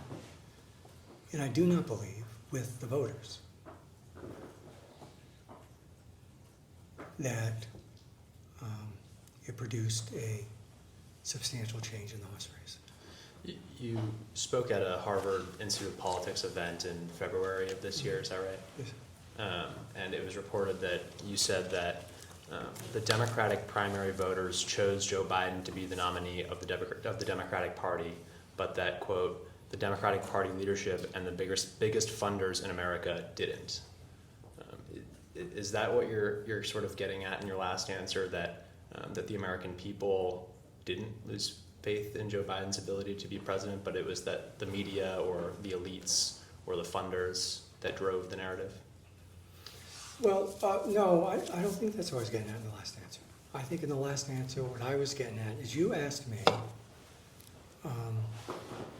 what was the, as I heard it, what was the impact of the debate on voters? What did they take away? In my read of the data was they had a more measured response, that it did not fundamentally change the race, that President Trump had clearly won the debate. Concerns were created by President Biden, and concerns were created by Donald Trump. And so, that's what I thought I said.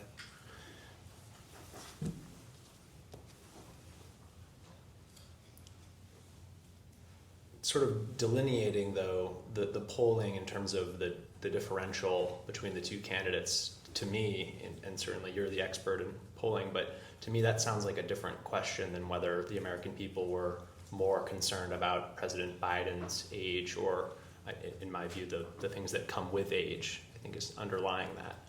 Do you not see those two things as separate? Well, what I see is that I think when people express a view about who they're going to support,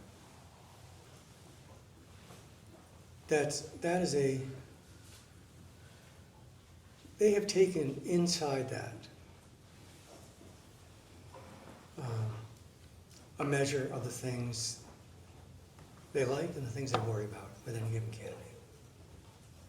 So I do not dispute that the debate that there were concerns about the president's age as a result of the debate. What I'm saying is, for the voters, they had those concerns. And they weighed them with a number of other factors. And that it didn't change the vote support levels, at least to my mind.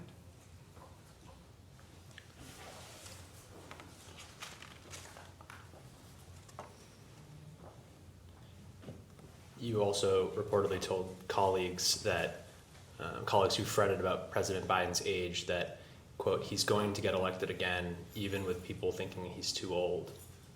Is that what you're getting at there as well? That the American people were very concerned about the president's age, but that wasn't a problem?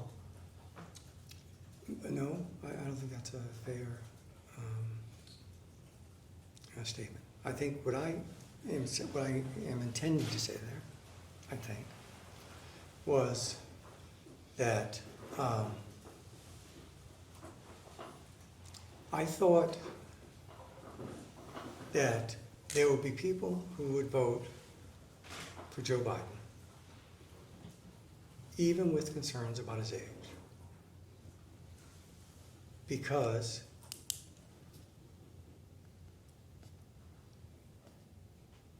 they supported his agenda, because they thought his record was good, because they thought he shared their values more, because they thought he was a better president. I think you frequently see that. I don't know of any candidate who gets elected without people having some concerns about them. So I think that's what I was saying, is that I thought, as I said, I thought that people were worried about the president's age. I thought over the course of the campaign that we could have gotten a majority in electoral margin sufficient to win, that President Biden could have won. Did you think it was necessary to hide the signs of President Biden's age or the things that come with age, to hide them from the American people? Well, again, I don't believe I felt that. In fact, one of the ironies of this is, as you mentioned, Joe Biden didn't have to debate in June. In theory, he didn't have to debate. Okay? Just for me, speaking for me, I wanted him to get in front of the American people. That's what I wanted. I long believed, and I said to many people, that if the American people could see the president I saw every day, I thought they would be reassured. Right? So the notion that you're trying to hide a president and then willingly put him on a stage in front of 20, 30, 40 million people in the summer. That doesn't add up to me, to say that reflects a concern or desire to keep him hidden. I believed, as I say, I thought my operating view with the president was for people to see more of who he was, not less. And that's why I can't say I came up with the idea to do the debate, but I supported it. And to me, the fact that the debate took place is a statement, at least from my perspective, that we wanted people to see Joe Biden. We did not want to hide him.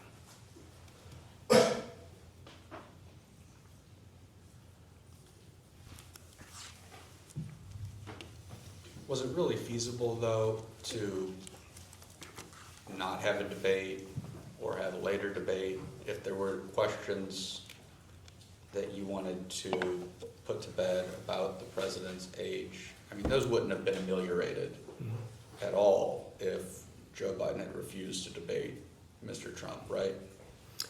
Well,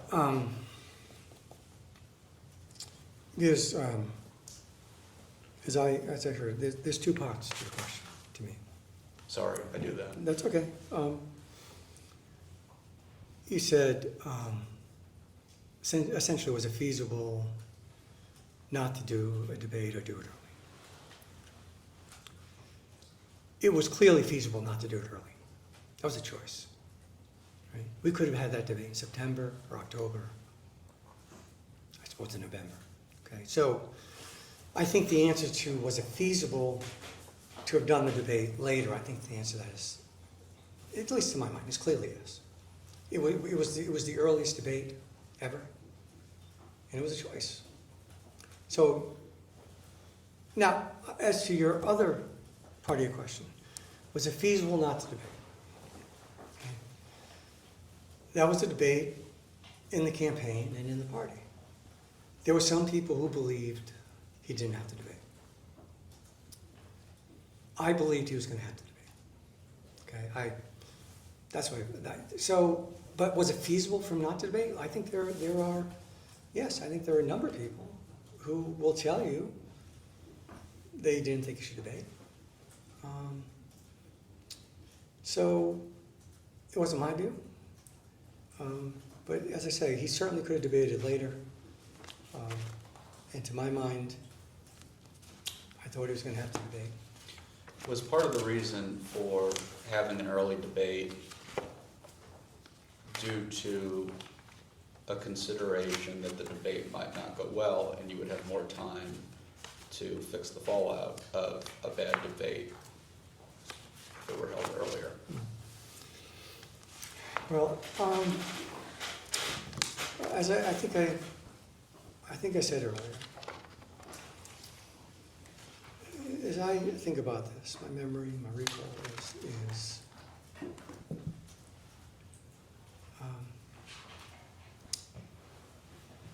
I did have a concern about what I thought was a history of bad debates for incumbent presidents in a general election.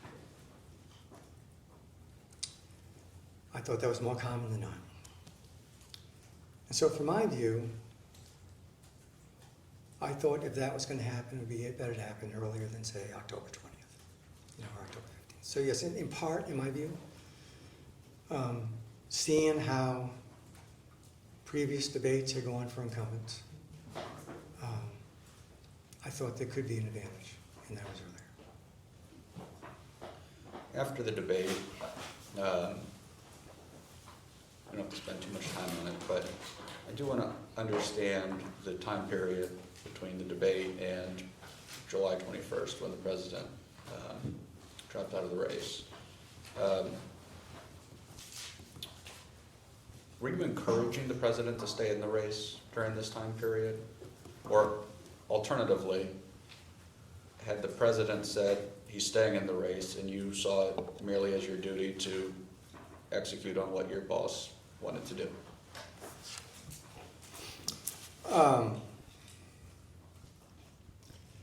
Yeah, we can just break that as just Sure.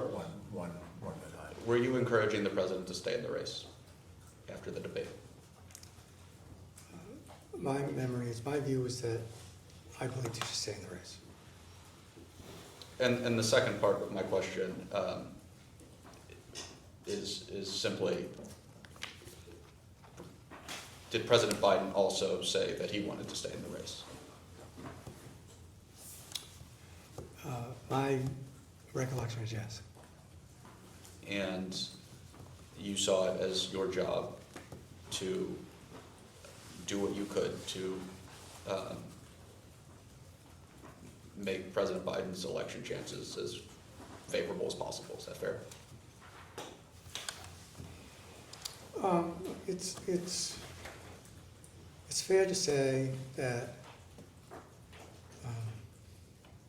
was my job. I had made a political judgment that I thought he was the best, even after the debate, he was the best Democrat to run. I had a strong substantive view that I thought he would be the best president.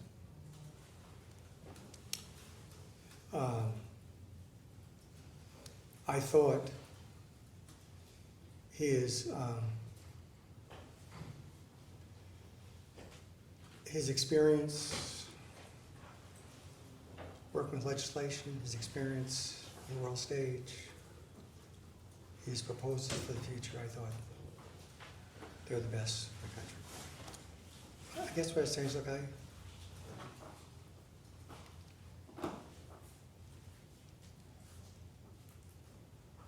I thought he'd be the best president. And at this time, you were working on the campaign itself or at the White House? I was on the campaign. How much were you paid for your role in the campaign in 2024? I was paid just a little bit short of $4 million. I'm sorry, how much? $4 million. And and I'm not familiar with how these sorts of pay arrangements work on presidential campaigns. Was that all guaranteed up front, or was it dependent on any given advertisement, or was it paid out throughout the campaign? How does that work? Well, in this situation, it was paid out in monthly payments in the campaign.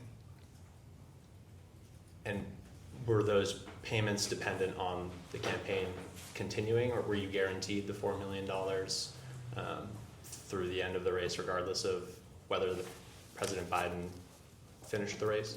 Councilor, are you going to tie this to mental acuity? Yes. How? We'll get to it.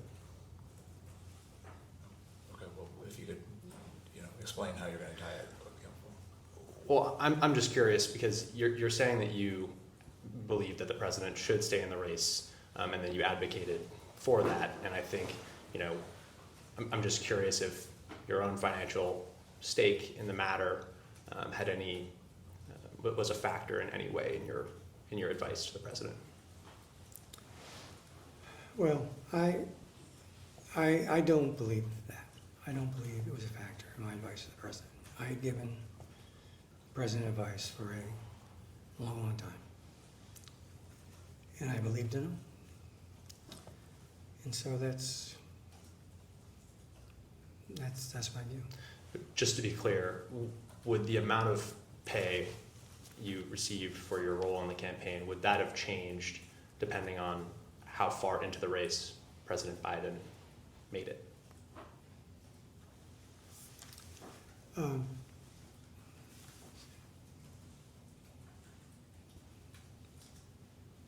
My sense is that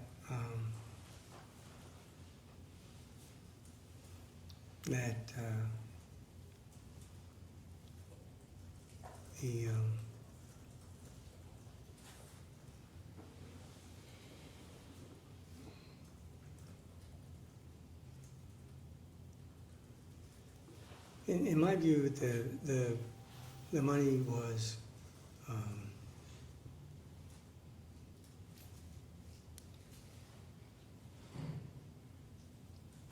it was a guarantee for the campaign that we'd had a negotiation, and that's my memory of the agreement. Would And you not have to- received a bonus depending on the way the campaign went? Was that a possibility?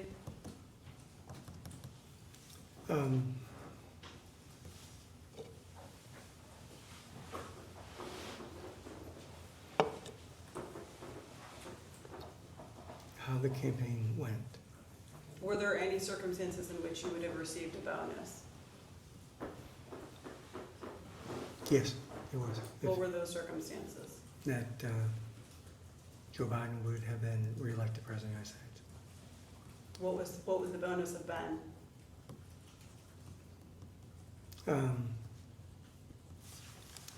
I believe it would have been $4 million. In addition to the $4 million that you were already paid? Yes. Do you consider $4 million to be a significant sum of money? I thought it was a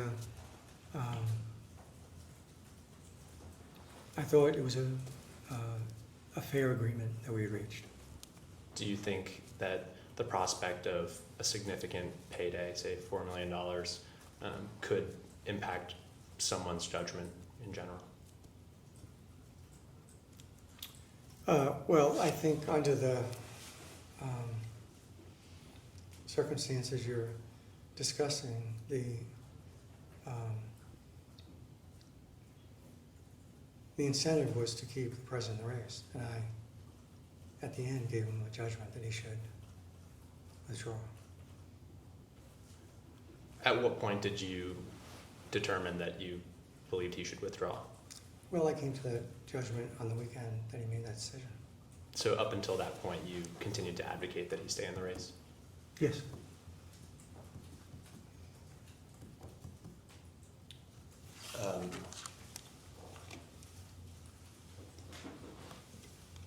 Mr. Richetti,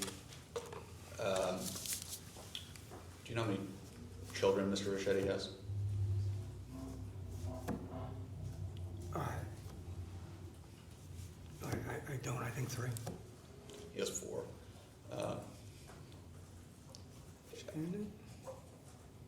Okay, fine.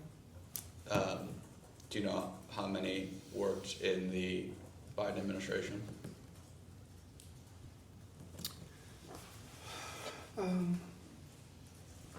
I don't. I know his daughter worked in the administration. I don't remember who else might have. Yeah, he let us know yesterday it was 4. Was Mr. Richetti also advocating for President Biden to stay in the race? Well, I don't. My sense is that Steve supported him staying in the race, but I don't want to speak for him.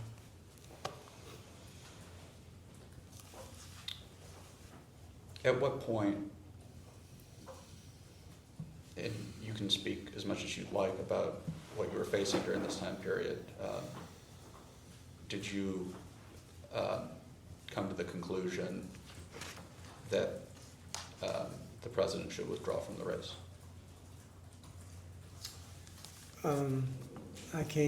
He got out of the race, I believe, on the 21st. Yes, sir. I came to that view on the 20th. Did President Biden himself, coming to that conclusion, precede your conclusion?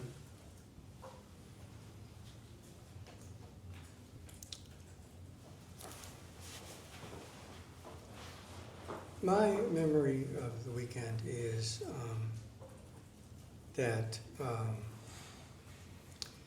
I gave the president a clear, unvarnished view of the situation. I told him that I thought he could still win. I told him I thought it'd be difficult.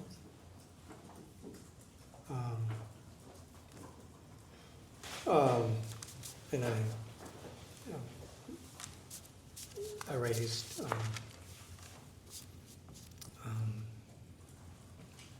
the issue of how I thought it'd be a divided party if he stayed. And my read of him was that he didn't want to divide the party. So who got there first? I mean, in part, I could have left that weekend, and I still believed he could have won. But he made a decision, and I told him, based on what I had seen, and saw in him, that I felt, given his views about a divided party, that we shouldn't go forward.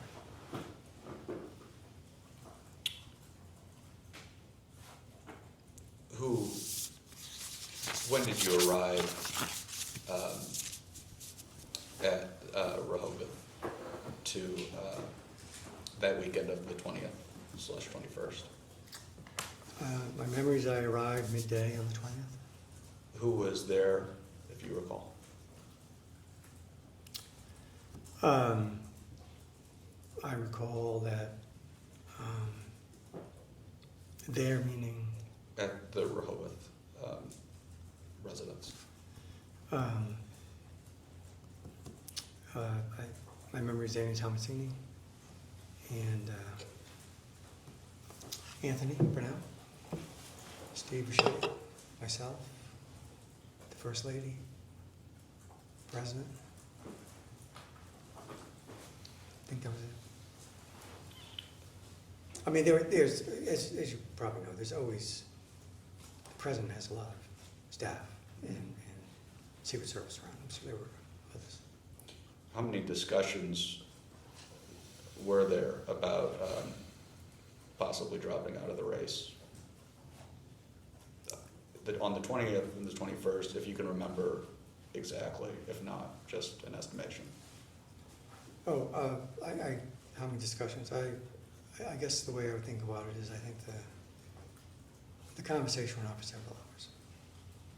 And, and it was,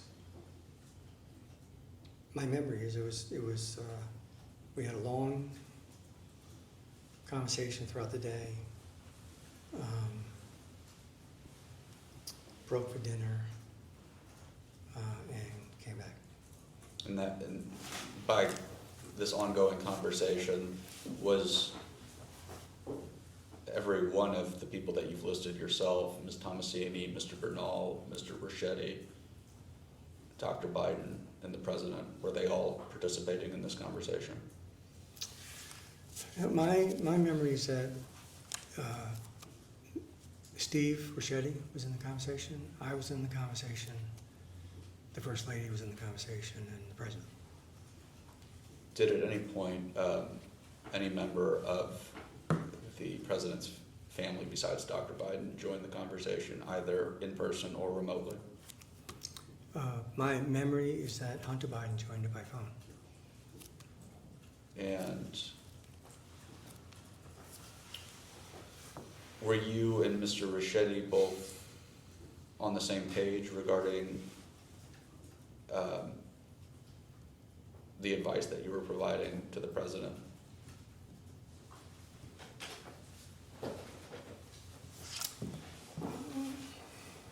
I can't say with certainty. I think we were, but Steve and I,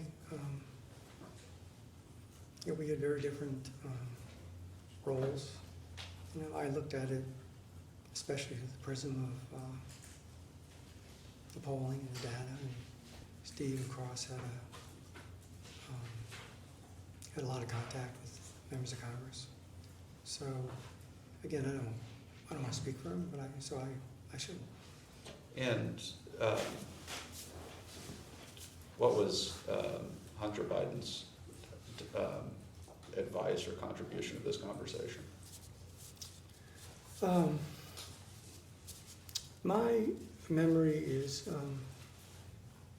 he was supportive of the idea that the President withdraw from the race. And the First Lady, what was her perspective? My memory is she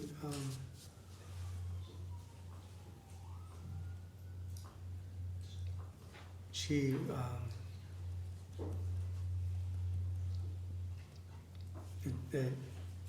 she was going to support whatever decision the president made.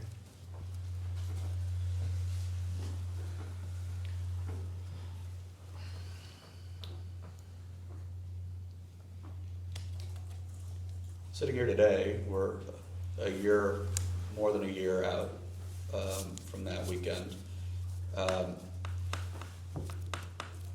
Do you think President Biden should have withdrawn from the race?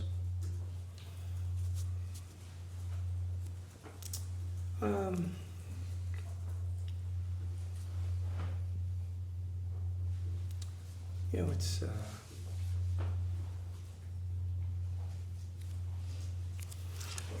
hard to speculate. As I've said, he was in a difficult spot, but I thought he could have won.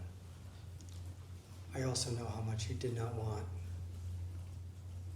the party to be divided. Do you, sitting here today, and with the benefit of hindsight, and also recognizing that the former president has announced his cancer diagnosis, do you believe President Biden was physically and mentally capable of serving another 5 years as president? Another 4 with his beginning of his term. Well, you're stipulating things I would have known at the time. I understand. But my view was that he could have been president for 4 more years.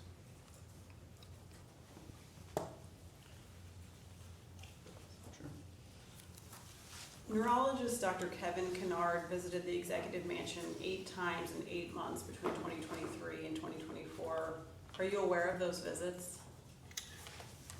I don't recall being aware of those visits, no. Did you have a role in drafting President Biden's speech for the 2024 State of the Union? The 2024 State of the Union. Yes, I did. What was your role? My role was I was one of the speakers. Did you help President Biden prepare to deliver the speech? Yes. How did you help prepare him? Well, we were at Camp David for most of it, and then back at the White House. And we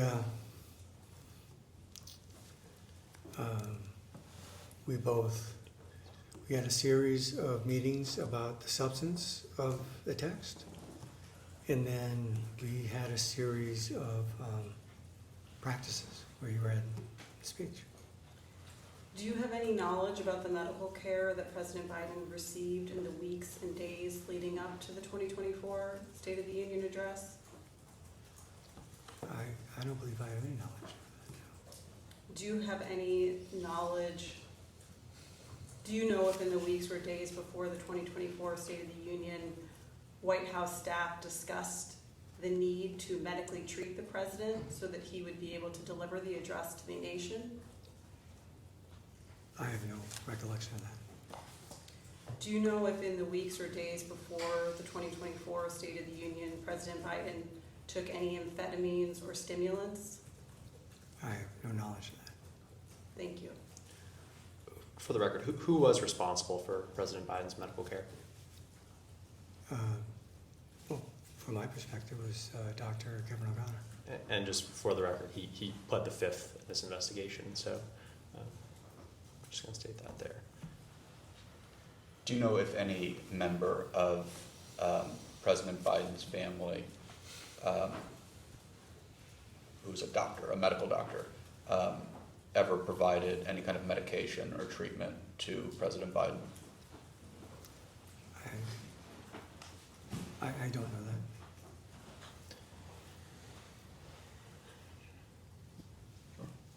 that. we spoke a little bit about Original Sin by Jake Tapper and Alex Thompson earlier. Did you ever speak with, write with, or otherwise correspond with Jake Tapper and or Alex Thompson for their book, Original Sin? I spoke to Jake Tapper. What did your conversation consist of? He came to interview me. We spoke for, I think, about an hour. Do you recall when that was? I believe it was,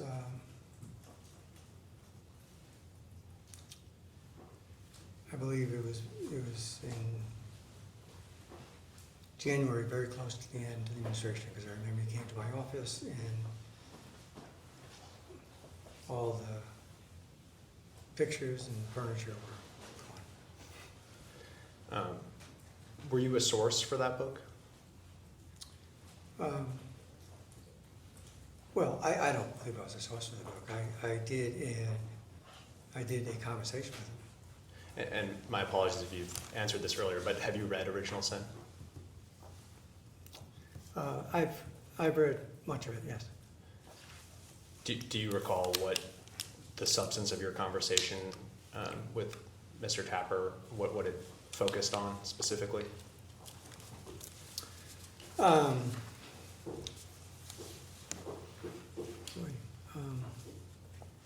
So I can't, I mean, he asked me a lot of questions over an hour. So, I mean, you know, he asked me about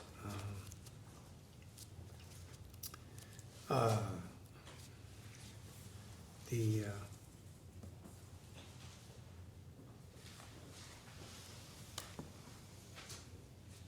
well, as I say, it was a wide range of conversation. Do you know any of the names of the unnamed sources that Jake Tapper and Alex Thompson quoted in Original Sin? I don't believe I do. Similarly, did you ever speak with, write with, or otherwise correspond with Chris Whipple for his book Uncharted, How Trump Beat Biden, Harris, and the Odds in the Wildest Campaign in History? Yes, I believe I had one conversation with Chris Whipple. Do you recall when your conversation with Mr. Whipple occurred? That I don't. It was before the one with Jake Tapper, so it was probably a week or two before, but I don't remember. Do you know if you were a source for that book? I don't. A source for the book. The extent of my involvement with these books was one conversation with the author. I had one conversation with Whipple, and I had a conversation with Tapper. I don't know what you mean by source. Have you read Uncharted? Uncharted. The book by Mr. Whipple, have you read it? I've read some parts of it, yes. In the parts you've read, has the discussions you had with Mr. Whipple, do the contents of those discussions appear in the book? I don't recall. And finally, same question for the book by Josh Dawsey, Tyler Pager, and Isaac Arnsdorf, 2024, How Trump Retook the White House and the Democrats Lost America. Did you correspond with those authors? I spoke to Tyler Pager on the phone. And same question, I guess I'll be more specific to start out with. Have you read that book? I've read parts of it, yes. And to the conversation you had with the author, does the substance of that conversation appear in the book? Well, it appears in the sense that he asked to quote me, and he ran the quote past me and asked me if it was accurate, and I said yes. Do you know what quote that was? I believe it was along the lines of saying that I thought there had been a strong overreaction to the debate, and that I thought president could have won. And finally, have you spoken with Ms. Jean-Pierre for her upcoming book? Her upcoming book. I don't believe I've talked to her about it. Any other books about the Biden administration? I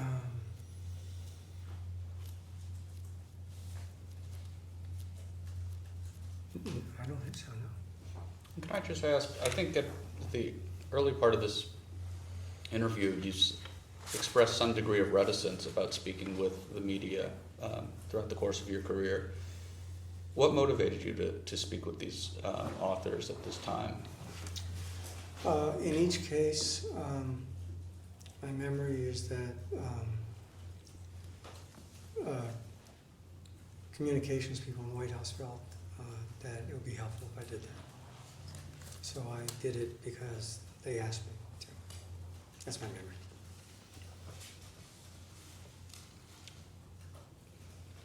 Do you have anything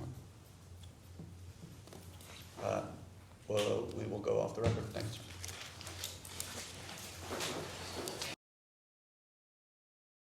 We'll go on the record. The time is 3:52 p.m.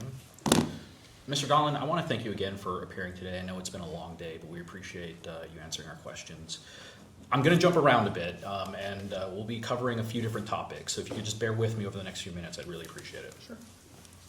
So first of all, I'd like to circle back to after President Biden participated in the presidential debate.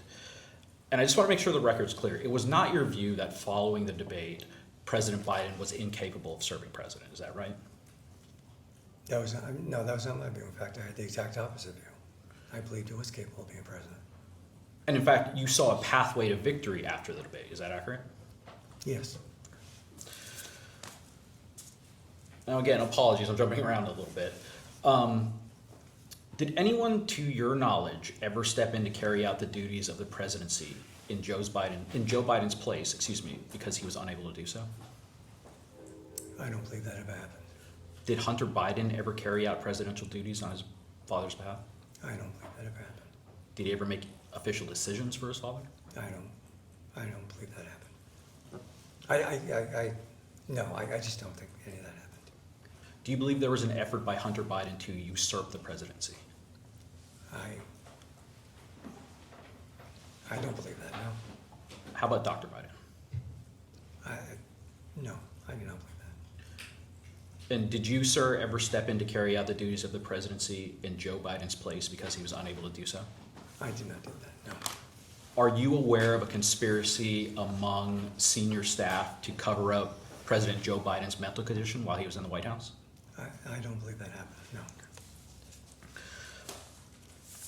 In the last hour, my Republican colleagues touched on a bit about your compensation with the presidential campaign. And again, just so the record's clear, did your compensation from the Biden campaign have any bearing on your views as to whether President Biden should have continued with or withdrawn from the presidential race? I don't believe it did. Did it have any bearing on the counsel you provided to Joe Biden during the campaign? It did not have any bearing on God. Did it have any bearing on what information you gave to Joe Biden during the campaign? It did not, no. Did it have, strike that, did the compensation from the Biden campaign have any bearing on your views as to whether President Biden had the mental acuity to serve as president? It did not. I believed throughout his presidency to the last day, I believed he was capable of being president. And I believe you said during the last hour, as well as earlier in the interview, that you held the belief that he was the best person to be president. Is that fair to say? I did believe that. Jumping around again. My colleagues raised with you a series of books that have been written about the 2024 presidential campaign. And one of those was the Uncharted book written by Chris Whipple. Do you recall that? Yes. In a recent Fox News interview, Mr. Whipple stated that there is, quote, no evidence that Biden was unable to fulfill the duties of commander-in-chief. Do you agree with that statement? I agree with that statement. And in the same interview, Mr. Whipple went on to state, quote, the notion that this was somehow, Biden's last year was Weekend at Bernie's and that there was non-compos mentis and there was a cabal running the country with an Autopen is just silly. He also stated, quote, the notion that they're going to be able to prove that this was a dastardly cover-up on the part of Biden's inner circle is just crazy to me. I think the answer is that this thing goes nowhere. And finally, Mr. Donilon, on my end, you were asked about Original Sin by Jake Tapper. Do you believe that book is a complete and accurate reflection of the 2024 campaign? I don't believe that's a fair and accurate description of the campaign or the presidency or the president. Mr. Donilon, I am marking as Exhibit A a Truth Social post by President Trump, in which President Trump quotes the use of Autopen during the Biden administration as, quote, treason at the highest level, end quote, and writes that, quote, something very severe should happen to these treasonous thugs, end quote. Mr. Donilon, are you aware of that Truth Social post? Is it right here? Well, I don't know that I was aware of it before. I am aware now. Okay. And that social media post is dated May 20th. And 2 days later, Chairman Comer sent his first round of letters requesting transcribed interviews in this matter. Were you aware of that? I was not aware of that, no. And then on June 4th, 2025, Chairman Comer also sent you, Mr. Donilon, a letter requesting your appearance at a transcribed interview. On this very same day, on June 4th, 2025, President Trump issued his memorandum directing an investigation into President Biden's mental health. Were you aware that those two items were issued on the same day? I was not aware of that, no. And lastly, I am marking as Exhibit B a July 23rd, 2025 Punchbowl News article stating, quote, the GOP-controlled House is an arm of the White House. We don't want to harp on this for too long because it's so evident if you're a Congress watcher. Under Johnson and Trump, the House simply isn't an independent branch of government anymore. Whether it's on Russia sanctions, the Jeffrey Epstein files, or voting for a $5 trillion debt limit increase, House Republicans do whatever Trump tells them to do, end quote. Thank you again, Mr. Donilon. We'll go off the record.